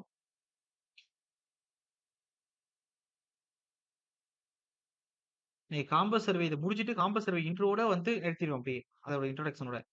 working from whole to the part. அதுக்கிட்ட to to the part. Okay sir. பெரிய பகுதி சின்ன சின்ன பகுதியா படிக்கணும். மனப்பாடமே பண்ணாதீங்க. அவ்வளவுதான். இப்ப என்ன செய்ய போறோம்னா, பேசிக் மெஷர்மென்ட்ஸ் இன் சர்வே என்னென்ன இருக்குன்னு சொல்றாங்க. அப்ப சர்வேல நீங்க என்னென்ன சார் அளவீடுகள் வச்சிருக்கீங்க? சொல்லுங்க. நான் என்ன சொல்றேன்ங்கிறது டவுட் இருந்துச்சுன்னா, ஐ மீன்ஸ் என்ன கேட்கிறேன் தெரியுமா? உயரம் கண்டுபிடிக்கிறது, புரியுதா? தூரம் கண்டுபிடிக்கிறது அப்படின்னு சொல்லிட்டு இருக்கேன். அப்ப சர்வேல என்னென்ன மெஷர்மென்ட்ஸ் கண்டுபிடிச்சிருப்பீங்க காலேஜ்ல? இப்ப புரியும்னு நினைக்கிறேன் நான். டிஸ்டன்ஸ் கண்டுபிடிப்பீங்க. அந்த டிஸ்டன்ஸ 2 விதமா கண்டுபிடிப்பீங்க. ஒண்ணு கிடைமட்ட தூரம்னு சொல்லக்கூடிய ஹாரிசான்டல் டிஸ்டன்ஸ். செங்குத்து தூரம் அப்படின்னு சொல்லக்கூடிய வெர்டிகல் டிஸ்டன்ஸ் கண்டுபிடிப்பீங்க. கோணம் கண்டுபிடிப்பீங்க. ஐ மீன் ஆங்கிள் கண்டுபிடிப்பீங்க. அந்த ஆங்கிளே ஹாரிசான்டல் ஆங்கிள், வெர்டிகல் ஆங்கிள், கிடைமட்ட கோணம், செங்குத்து கோணம். ஓகே. அப்படின்னு கண்டுபிடிப்பீங்க. ஞாபகம் இருக்கா? என்ன சொல்றேன் புரியுதா? காலேஜ்ல படிச்சதுன்னா? ஓகே. ஏன் இங்க சொல்றேன்னா, இதே வந்து விஷயம் இருக்கு. இப்ப நான் இப்படி ஒரு லைன் வரையிறேன். இது என்ன சார் லைனு? ஹாரிசான்டல் லைனா? Vertical line? இது என்ன லைனு? வெற்றிகளைனா? எப்படி சொன்னீங்க? எனக்கு தெரியலையே! எனக்கு இது இது இது இது என்னால கண்டுபிடிக்க முடியலையே! இது ஹரிசாண்டலும் எனக்கு தெரியல, வெர்டிகல்னு தெரியல. இதுங்க ஹரிசாண்டல் தெரியும், வெர்டிகல் தெரியலன்னு எனக்கு சொல்றேன். நீங்க எப்படி கண்டுபிடிச்சீங்க? எனக்கு சொல்லுங்க. ஏன் ஹரிசாண்டல் லைன் சொன்னீங்க? இப்ப நான் என்ன சொல்றேன்னா, இது வெர்டிகல் லைன்னு சொல்றேன். இது கரெக்ட்டா? தப்பா? இத ஹரிசாண்டல் லைன் சொல்றேன். தப்பு கரெக்ட்டா தப்பா? நான் சொல்றேன். தப்பா ரைட்டா? எப்படி தப்பு? நான் வந்து என்ன நெனச்சிருக்கேன், நான் இது வெர்டிகல் லைன்னு குடுத்துருக்கேன். நான் ரெஃபரன்ஸா இது எடுத்திருக்கேன். இந்த ஆக்ஸ ரெஃபரன்ஸா எடுத்திருக்கேன். ஓகேவா? இதுக்கு ஹரிசாண்டலா இல்லையா இது? இது ஹரிசாண்டலா இல்லையா? சாரி, சாரி ஹரிசாண்டல் சொல்லிட்டு இருக்கேன். இதுக்கு இது வெர்டிகலா இல்லையா? அதாவது இந்த லைனுக்கு இது பெர்பெண்டிகுலரா இருக்கு. வெர்டிகலா இல்லையா? சாரி. வெர்டிகலா இல்லையா இது? வெர்டிகல் தானே! அப்ப இது வெர்டிகல் லைன். கரெக்ட் தானே! இப்ப இந்த லைனுக்கு ஹரிசாண்டல் குடுத்துருக்கேன். இது பேரலலா இருக்கா இல்லையா? ஹரிசாண்டல்னா. பேரலலா இருக்கா இல்லையா? இருக்கு தானே! அப்ப வெர்டிகல் லைன், ஹரிசாண்டல் லைன்ல கோடு போட்டா நீங்க அவசரப்பட்டு சொல்லக்கூடாது. நீங்க என்ன கேட்கணும்? என்ன கேட்டோம்னு கேட்கணும் அவங்கட்ட. ரெஃபரன்ஸ் வந்து நான் எத எடுத்துக்கிறேனோ அப்படி கேட்கணும். இப்ப உங்களுக்கு இன்டர்வியூல கேட்ட கொஸ்டின் தான். அப்ப உங்களுக்கு ஒரு கோட போட்டுட்டு, இது என்ன லைன்னு கேட்கறாங்க. அப்ப என்ன செய்யணும்? சார் நான் வந்து நான் இந்த ரெஃபரன்ஸா எடுத்துட்டேன். அந்த சீட்ல நீங்க சொல்லணும். இந்த ரெஃபரன்ஸா எடுத்துக்கிட்டேன்னா, இது எனக்கு வந்து இது வெர்டிகல் லைன் சார். இப்ப போட்டிருக்கிறது. இல்ல நான் கீழ வந்து ரெஃபரன்ஸா எடுத்துக்கிட்டேன் அப்படின்னா, இதுக்கு இது வந்து ஹரிசாண்டல் லைன் சார்ன்னு சொல்லலாம் சார். புரியுதா நான் சொல்றேன்னு? ஓகே. இப்ப அதுதான் இப்ப குடுக்க போறேன். இத சொல்லப் போறதில்ல. எக்ஸாம் பாயிண்ட் ஆஃப் வியூல சொல்றேன்.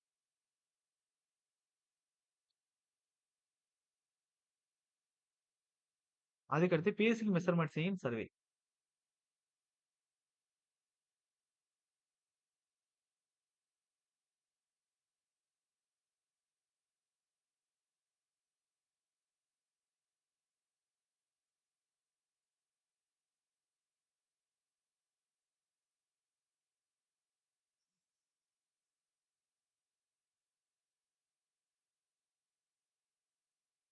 First horizontal distance. ஓகே. இந்த ஹரிசாண்டல் டிஸ்டன்ஸ் இது நல்லா பாத்துக்கங்க. மேல இப்ப சொன்னேன்ன, chain survey, compass survey, plane table survey, levelling, theodolite survey, EDM. இதுல எதுக்கு எது யூஸ் நல்லா பாத்துக்கங்க. ஆர்எம் அப்படிங்கிற ஒரு ஸ்கேன் எடுத்துக்கிறங்க. ஓகேவா? இப்ப சொல்லுங்க. ஹரிசாண்டல் டிஸ்டன்ஸ் மேல குடுத்ததுல எது சார் கண்டுபிடிக்க முடியும்? செயின் சர்வேல பண்ணலாம். ஓகே. ஈடிஎம்ல டோட்டல் செஷன்ல பண்ணலாம். உள்ளுக்குள்ள இருக்கிறதுல. தியோடலைட்டுக்குள்ள எத பண்ணலாம்? அதாவது டைரக்ட்டா சொல்றேன் நான். நல்லா கவனிக்கணும். டைரக்ட்டா கண்டுபிடிக்க சொல்லிட்டு இருக்கேன். இப்ப தியோடலைட்ல வந்து இன்டைரக்ட்டா ஆங்கிள் கண்டுபிடிச்சு அது மூலம் தானே நீங்க டிஸ்டன்ஸ் கண்டுபிடிக்க முடியும். கரெக்ட்டா இல்லையா? அது இன்டைரக்டிங். டைரக்ட்னா இப்ப செயின போட்டு அளக்கலாம். டேப்ப போட்டு அளக்கலாம். இது டைரக்ட்டா உள்ளது. டோட்டலைசேஷன். ஸ்ட்ரெய்ட்டா 2 பாயிண்ட்ட நீங்க பிக்ஸ் பண்ணிட்டு பிரிசத்த வச்சுட்டீங்கன்னா, இந்த பாயிண்ட்ட ஃபோக்கஸ் பண்ணிட்டு பேஸ் வந்ததுக்கு அப்புறம் இந்த பாயிண்ட்ட ஃபோக்கஸ் பண்ணீங்கன்னா, 2க்கு இருக்கிற டிஸ்டன்ஸ் ஸ்ட்ரெய்ட்டா கிடைச்சிரும் நமக்கு. கரெக்ட்டா இல்லையா? ஆக்கிமிடில ஸ்ட்ரெய்ட்டா கிடைச்சிரும் நமக்கு. ஓகேவா? அதான் இங்க எழுதுறேன். அப்ப டன் பை கேட்பாங்க. இதுல ஒரு கொஸ்டின் இருக்கு மறைமுகமா. ஆனா கொஸ்டின் எப்படி கேட்பாங்க? கொஸ்டின் நான் உங்களுக்கு குடுக்கும்போது உங்களுக்கு புரியும். டன் பை எது? செயினு, டேப்பு, ஆக்கமீட்டரு அண்ட் டோட்டலைசேஷன். அது ஈடிஎம்க்குள்ள டோட்டலைசேஷன்.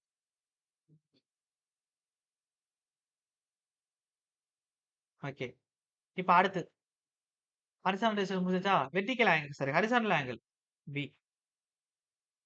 ஹரிசாண்டல் ஆங்கிள் எது சார் பண்ணலாம்? செயின்ல ஹரிசாண்டல் ஆங்கிள் யூஸ் பண்ணலாமா? செயின் யூஸ் பண்ணி ஹரிசாண்டல் ஆங்கிள் கண்டுபிடிச்சிருவீங்களா? கண்டுபிடிக்க முடியாது. காம்பஸ். ஆ காம்பஸ் யூஸ் பண்ணி ஒன்லி ஹரிசாண்டல் ஆங்கிள் கண்டுபிடிக்கலாம். வெர்டிகல் ஆங்கிள் கண்டுபிடிக்க முடியுமா காம்பஸ் யூஸ் பண்ணி? நடத்துவேன் இதெல்லாம். ஓகேவா? கண்டுபிடிக்க முடியாது. தியோடலைட்ட யூஸ் பண்ணி ஹரிசாண்டல் ஆங்கிள் கண்டுபிடிக்கலாம். வெர்டிகல் ஆங்கிள் கண்டுபிடிக்கலாம். ஓகே. இதெல்லாம் பாயிண்ட் எழுதி வச்சுக்கிட்டே இருக்கணும். அதனால நான் நடத்துவேன் அந்த டாபிக் வரும்போது. Theodolite. Both horizontal vertical angle. அதுக்கு அடுத்து டோட்டலைசேஷன் யூஸ் பண்ணி நம்ம டோட்டலைசேஷன யூஸ் பண்ணி கண்டுபிடிக்க முடியாதுன்னு ஒண்ணு இல்லவே இல்ல. ஒரு கர்வோட நம்ம ப்ரொஜெக்ட் பண்ண முடியும். ஒரு ரோடோட வளைவுல. புரியுதா நான் சொல்றேன்னு?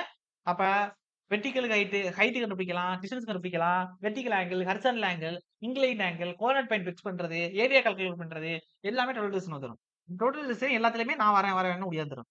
அப்ப டோட்டலைசேஷன். இப்ப இதுக்கு வந்துரும். சார் ஓரளவுக்கு புரியுதா? ஓகே. அடுத்து இப்ப ஹாரிசான்டல் டிஸ்டன்ஸ் ஹாரிசான்டல் ஆங்கிள் குடுத்துருக்கோம். அடுத்து சி வந்து என்னன்னா, வெர்டிகல் டிஸ்டன்ஸ்.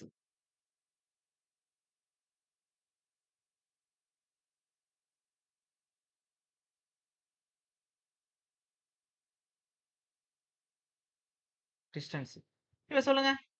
வெர்டிகல் டிஸ்டன்ஸ் என்ன கண்டுபிடிக்கலாம்? லெவலிங். ஓகே. புதுசா பார்க்குறவங்க ஒண்ணும் பிரச்சனை இல்ல. ஜஸ்ட் எழுதிக்கிறீங்க. உங்களுக்கு லெவலிங்ன்னா வரும்போது சொல்லுவேன். அப்ப புரிஞ்சிரும். ஓ! லெவலிங் அன்னைக்கு வந்து வெர்டிகல் டிஸ்டன்ஸ் இதனால தான் எழுதியிருக்கான்னு. லெவலிங். இன்னொன்னு நான் சொன்னேனே, எல்லாத்துலயும் ஒண்ணு முடியாதுன்னு. Total station. ஓகேவா? Total station. அதுக்கு அடுத்து டேக்கோமீட்டர். ஞாபகம் வச்சுக்கிடுங்க. டேக்கோமீட்டர். டேக்கோமீட்டர் இதுக்கு அடுத்து எதுக்கு யூஸ் பண்ணியிருப்போம்? Horizontal distance. ஓகேவா? ஓகே. டேக்கோமீட்டர். அதுக்கு அடுத்து ஆப்டி லெவல்னு சொல்லுவாங்க. அதாவது கிலோமீட்டர்ல இருக்கும். அப்ப செக்ஸ்டர்ன்னு சொல்லுவாங்க. சில இது மைனர் இன்ஸ்ட்ருமெண்ட்ல வரும். வச்சுக்கிடுங்க. மேஜர் இன்ஸ்ட்ருமெண்ட்ல உள்ளது லெவலிங்கே டோட்டல் சீசன் தான். டேக்கோமீட்டர் தான். மைனர் இன்ஸ்ட்ருமெண்ட்டே தனியா நடத்துவேன். இந்த செக்ஸ்டர்டா இருக்கட்டும், ஆப்டி லெவலா இருக்கட்டும், கிலோமீட்டர். கிலோமீட்டர்ல ஆப்டி லெவல். ஓகே. ஆப்டி லெவல். இதெல்லாம் மைனர் இன்ஸ்ட்ருமெண்ட்ல வரும். ஜஸ்ட் எழுதிக்கிறேங்க. அதாவது மைனர் இன்ஸ்ட்ருமெண்ட்ஸ்.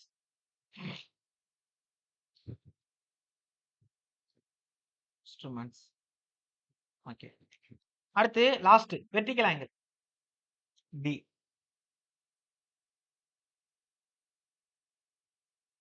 இதுக்கு முன்னாடி வெர்டிகல் ஆங்கிள் வந்து டோட்டல் சீசனை விட்டுருங்க. இன்னொன்னு வேற வரும்னு சொன்னேன். எது சொன்னேன்? தியோடலைட் சொன்னேனா? 2 அளக்கலாம். போத் ஹரிசாண்டல் வெர்டிகல் ஆங்கிள்னு. அப்ப அது எழுதணும். ஷார்ப்பா இருக்கணும். தியோடலைட். அதுக்கடுத்து டோட்டல் சீசன். ஓகே. எல்லாத்துக்கும் ஒடியாந்துரும். Total season. அண்ட் மேல சொன்னதுல இந்த மைனர் இன்ஸ்ட்ருமெண்ட் சொன்னேனா? ஆப்டி லெவல் செக்ஸர் சொன்னேனா? அது செக்ஸர் வருதுல. அண்ட் செக்ஸர் அவ்வளவுதான். அவ்வளவுதான் சார். சார் ஓகேவா? இப்ப சர்வேனா என்னன்னு ஒரு ஐடியா கிடைச்சிருச்சா எல்லாருக்கும்? சர்வேல வந்து சர்வேனா என்ன? அப்ஜெக்டிவ் என்ன? சர்வேக்குள்ள என்ன மேஜரா இருக்கக்கூடிய டைப் இருக்கு? Plane survey, geodetic survey. அப்ப சர்வே எப்படி கிளாஸிஃபை பண்ணலாம்? உள்ளுக்குள்ள வந்து ஒரு குளத்துல, ஒரு நீர்ல பண்றதா இருக்கட்டும், லேண்ட்ல பண்றதா இருக்கட்டும், வானத்துல அளக்கக்கூடிய சர்வேயா இருக்கட்டும். அப்ப ஒவ்வொன்னுக்கும் என்ன பேர்ல குடுக்குறாங்க? அப்ப எல்லாமே தெரிஞ்சுக்கிட்டீங்களா? அப்புறம் என்னென்ன இன்ஸ்ட்ருமெண்ட் யூஸ் பண்றோம்? என்னென்ன இன்ஸ்ட்ருமென்ட்க்கு என்னென்ன கண்டுபிடிக்கலாம்? சர்வேயோட பேசிக் பிரின்சிபல் என்ன? அப்படிங்கிறது புரிஞ்சிருச்சா? இப்ப இந்த இந்த கிளாஸ் நான் ரொம்ப ரொம்ப இன்டெப்த்தா நடத்தல இத. இன்ட்ரோடக்ஷன்க்காக தான் நடத்தியிருக்கேன். இதுல கண்டிப்பா ஒரு கொஸ்டின்ஸ் இருக்கு. இப்ப நான் எழுதுனதுல இருந்தே ஒரு கொஸ்டின்ஸ் இருக்கு இன்ட்ரோடக்ஷன்லயே. ஓகேவா? நீங்க எடுத்து பாருங்க உங்களுக்கு தெரியும். ஒண்ணு நீங்க ரொம்ப தூரம் போ வேணாம். நெட்ல வந்து இப்ப கரண்ட் ஏஇ வந்திருக்கும். ஜேடியூ நடந்திருக்கும். இப்போதைக்கு நடந்திருக்குது. அத வந்து நீங்க எடுத்து பாருங்க. இதுல கொஸ்டின்ஸ் இருக்கும். இப்ப அடுத்து எதுக்குள்ள போறேன்னா, அப்ப சர்வேனாவே இப்ப என்ன தெரியுது? இப்ப உங்களுக்கு இதெல்லாம் அளக்குறோம். இப்ப சர்வே ஒண்ணு என்ன பண்ணோம்? மைனிங் சர்வே பண்ணோம். மைனிங் சர்வே எதுக்குள்ள பண்ணோம்? இப்பதான் இன்ட்ரோடக்ஷன் எழுத போறேன் உங்களுக்கு. டெஃபினேஷன். மைனிங் சர்வே எதுக்குள்ள சார் பண்ணோம்? பூமி உள்ளுக்குள்ள. ஓகேவா? சர்ஃபேஸ்க்கு கீழ பண்ணோம். அதுக்கு அடுத்து லேண்ட் சர்வே எதுல பண்ணோம்? On surface. I mean below the surface mining survey. On the surface என்ன பார்த்தீங்க?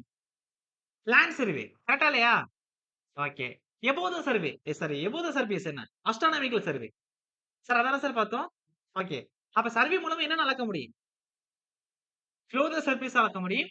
ஆன் த சர்ஃபேஸ் அளக்க முடியும். எபோவ் த சர்ஃபேஸ் அளக்க முடியும். இதுல ஒரு எடுத்துக்கு சொல்றேன். புரியுதா இல்லையா? ஆ அப்ப சர்வேயோட டெஃபினிஷன் இப்ப சொன்னேன்னா இதான். அப்ப எழுதிக்கிறேங்க. இப்ப இதான் ஃபர்ஸ்ட் எழுதியிருக்கணும். இப்ப அது உங்களுக்கு ஐடியா வரணுங்கிறதுக்காக தான் நான் நடத்திட்டு லாஸ்ட் எழுதுறேன். டெஃபினிஷன். எல்லாமே இன்ஜினியரிங் வந்துருச்சு ஒரு விஷயம் அப்படின்னா, அது வந்து இப்ப ஒரு ஒரு ஒருத்தவங்களுக்கு 26 27 வயசு ஆகுது, 28 வயசு ஆகுது அப்படின்னா, அவங்க வந்து என்ன செய்வாங்க? ஸ்கூல கடந்து வந்திருப்பாங்க, காலேஜ கடந்து வந்திருப்பாங்க. அதே மாரி தான். இப்ப இன்ஜினியரிங்ல வந்து ஒரு விஷயத்த படிக்கிறோம்னா, ஒரு சப்ஜெக்ட்ட படிக்கிறோம்னா, அது எது கடந்து வந்திருக்கும்? மேத்ஸையும், சயன்ஸையும் கடந்து வந்திருக்கும். அப்ப அதுக்குள்ள இருக்கக்கூடிய ஒரு பார்ட்ட தான் இங்க படிப்போம். முக்கியமா சொல்லப்போனா, அறிவியல்ல ஒரு பார்ட் தான் இன்ஜினியரிங்ல படிக்கக்கூடிய எல்லா சப்ஜெக்ட்டுமே. கரெக்ட்டா இல்லையா? அப்ப சர்வேங்கிறதே ஒரு சயன்ஸ்ல இருக்கக்கூடிய ஒரு பார்ட் தான். அப்ப surveying is the science and art of determining the relative position. Okay. ஒரு ஒரு பொசிஷன ரிலேட் பண்ணி ஒரு பாயிண்ட் வந்து நம்ம என்ன செய்றது? டிட்டர்மைன் பண்றது. கண்டுபிடிக்கிறது. அப்படி கண்டுபிடிக்கிறது ஒரு கலைன்னு சொல்றாங்க. ஆர்ட்ன்னு சொல்றாங்க. அதான். ஓகே. அப்ப இங்க எழுதுறேன் பாருங்க.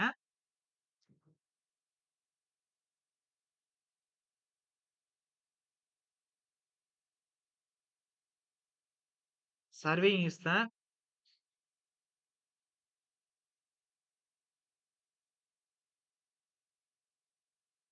Science and art of determining the relative position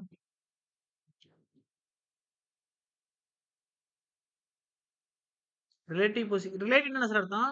உன்னோட தொடர்பு படுத்துறது. அது இது எதோட தொடர்பு படுத்துவாங்க எல்லாமே? ஒரு ரெஃபரன்ஸ் ஆர் டேட்டா மட்டும் தொடர்புபடுத்தி தான் கண்டுபிடிப்போம். கரெக்ட் தானே? ரிலேட்டிவ் பொசிஷன்ஸ் ஆஃப் எந்த பாயிண்ட் வேணுமானாலும் எடுத்துக்கலாம் பூமி மேல. உங்க ரூம்குள்ள எந்த பாயிண்ட் வேணாலும் நீங்க சர்வே பண்ணலாம். Various point.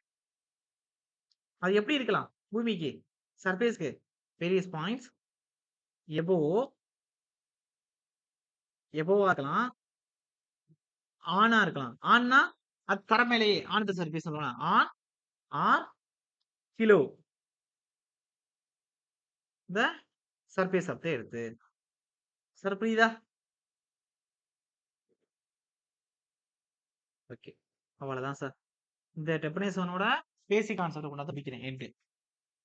இப்ப எது நடத்த போறேன் அப்படின்னா, மேல பார்த்தோம்ல இன்ஸ்ட்ருமெண்ட் பேசிக்ஸ் ஆன் கிளாசிபிகேஷன்ஸ். அதுல காம்பஸ் சர்வேன்னு ஒண்ணு பார்த்தோமா? சும்மா பார்த்த மீன்ஸ்னா கெட்டிங் பார்த்தோமா? எழுதுனோமா? எழுதுனோம். அது காம்பஸ் மூலமா என்ன கண்டுபிடிக்கும்னு சொன்னேன். மேல வந்து 4 குடுத்திருக்கேன். பேசிக் மெஷர்மென்ட்ஸ்ல. Horizontal distance, horizontal angle, vertical distance, vertical angle. அதுல காம்பஸ் எங்கெங்கன்னு வந்திருக்கும் சொல்லுங்க யாராச்சும்.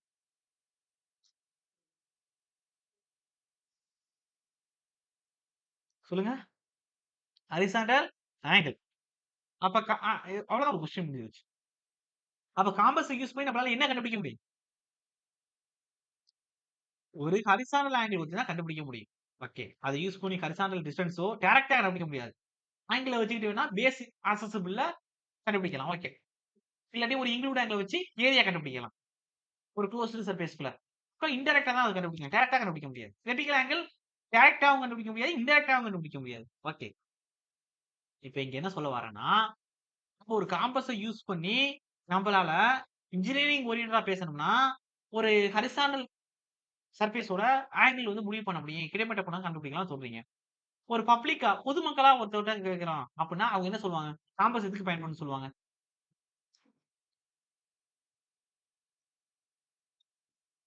Two orient the direction. திசைய காட்டுறதுக்கு காம்பஸ் யூஸ் பண்ணுவாங்க. புரியுதா? பைரட்ஸ் ஆகரிப்பு பார்த்திருப்பீங்களா? சீரிஸ் 1, 2, 3. சார் என்ன சொல்றேன் புரியுதா உங்களுக்கு? திசை காட்டிக்கு தானே. நீ இந்த இதுக்கு பாண்டி கால் பண்ணணும்னா நீங்க பார்க்கணும்னு அவசியம் இல்ல. காம்பஸ் நீங்க எப்படி கண்டுபிடிக்கிறீங்க? ஒரு திசைய முடிவு பண்ண என்ன செய்வீங்க? காம்பஸ் யூஸ் பண்ணி தானே கண்டுபிடிக்கிறீங்க. முக்கியமா வந்து கடலுக்குள்ள என்ன பயணிக்கிறீங்க அப்படின்னா, ஓகே. அப்ப ஃபர்ஸ்ட் விஷயம் அதான் நம்ம சொல்லணும். காம்பஸ் யூஸ் பண்ணி நம்ம என்ன செய்யறோம்? திசைய பார்க்கிறதுக்காண்டி நம்ம முன்னோர்கள் வந்து காம்பஸ் யூஸ் பண்ணிட்டு இருக்காங்க. கரெக்ட்டா? ஓகே. இப்ப அந்த காம்பஸ்ல திசைய காட்டுறதுக்கு என்ன இருக்கு? காம்பஸ் வந்து என்ன என்ன இருக்கு? என்ன பொருள் இருக்கும் அதுல? மேக்னெட்ன்னு ஒண்ணு இருக்குமா? இருக்குமா? இருக்காதா? இருக்கும். ஏன் மேக்னெட்ங்கிறது எந்த திசைய காட்டும்? மேக்னெட்ல வந்து 2 டைரக்ஷன் குடுத்திருப்பாங்க. என்னென்ன டைரக்ஷன் குடுத்திருப்பாங்க? இந்த முடிவுல. North, south. ஏன் எப்படி திருப்பி விட்டாலும், அது காம்பஸ் எங்கிட்டு வந்துரும்? நார்த், சவுத் காட்டுற மாரி வந்துருமா? கரெக்ட்டா இல்லையா? நீங்க இருக்கிற பொசிஷனுக்கு தகுந்த மாரி. ஏன் அப்படி வருது? ஏன் அப்படி வருதுன்னு கேட்கிறேன். North, south okay. அப்ப நார்த் இருக்கக்கூடிய இடத்துல சவுத்தும், சவுத் இருக்கக்கூடிய நார்த் வர வேண்டியது தானே? நீங்க எந்த இடத்துல இருந்தாலும், எந்த இடத்துல இருந்தாலுமே, ஆட்டோமேட்டிக்கா பூமியில நீங்க எந்த இடத்துல இருந்தாலுமே, நீங்க காம்பஸ் சுத்தி விட்டீங்கன்னா, நார்த் எங்கிட்டு இருக்கோ, அது கரெக்ட்டா நார்த்த காட்ட ஆரம்பிச்சுரும். சவுத் எங்கிட்டு இருக்கோ, கரெக்ட்டா சவுத்த காட்ட ஆரம்பிச்சுரும். கரெக்ட்டா இல்லையா? ஓகே. இது என்ன காரணம்? எதுவும் வந்து உள்ளுக்குள்ள மந்திர சதி வச்சிருக்காங்களா? மேஜிக் பண்ணியிருக்காங்களா? ம். ஏன் காந்தம் வந்து அப்படி காட்டுது அப்படின்னு சொல்றேன். ஐ மீன் காம்பஸ் அப்படி காட்டுதுன்னு சொல்றேன்.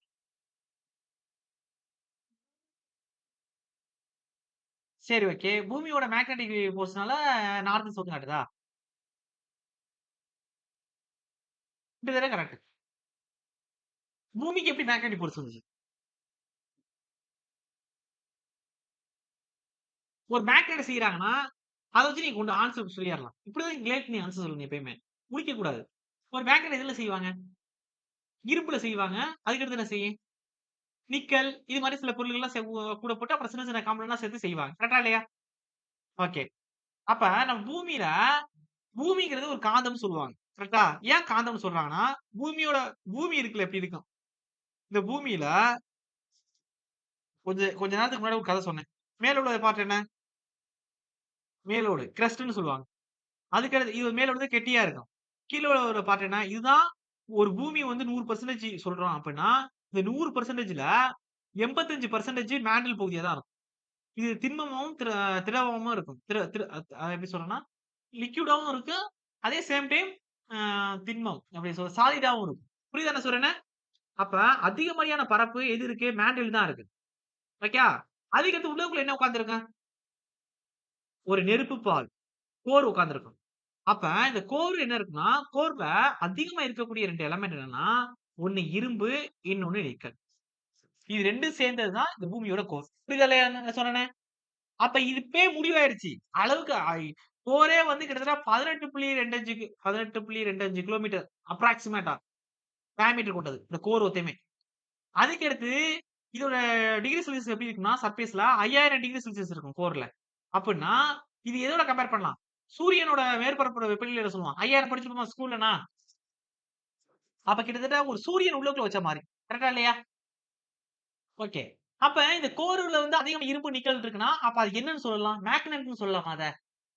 ஓகே. ஒரு பெரிய மேக்னட்ன்னு சொல்லலாமா? 18.25 கிலோமீட்டர் டயாமீட்டர் கொண்ட ஒரு பெரிய மேக்னட்ன்னு சொல்லலாமா? அவ்வளவு பெரிய மேக்னெட் பூமிக்குள்ள இருக்கும் பொழுது, அதோட ஈர்ப்பு விசை பூமிக்கு நடுவுல எப்படி இருக்கும்? அளவுக்கு அதிகமா இருக்குமா? அதனால தான் இந்த பூமியே கோள வடிவத்துல இருக்கு. ஒரு எல்லா பொருளும் சென்டர நோக்கி இழுக்கப்பட்டுச்சுன்னா, ஒவ்வொரு பொருளும் சேர்ந்து என்ன ஆயிரும்? ஒரு பெரிய பால் மாரி வந்துருமா? ஓகே. அப்படி இருக்கிறதுனால தான் பூமி வந்து எல்லா பிளானட்டுமே எப்படி இருக்கு? ஒரு கோள் மாரி இருக்கு. ஐ மீன்ஸ் ஒரு பிளானட் வந்து எப்படி இருக்குன்னா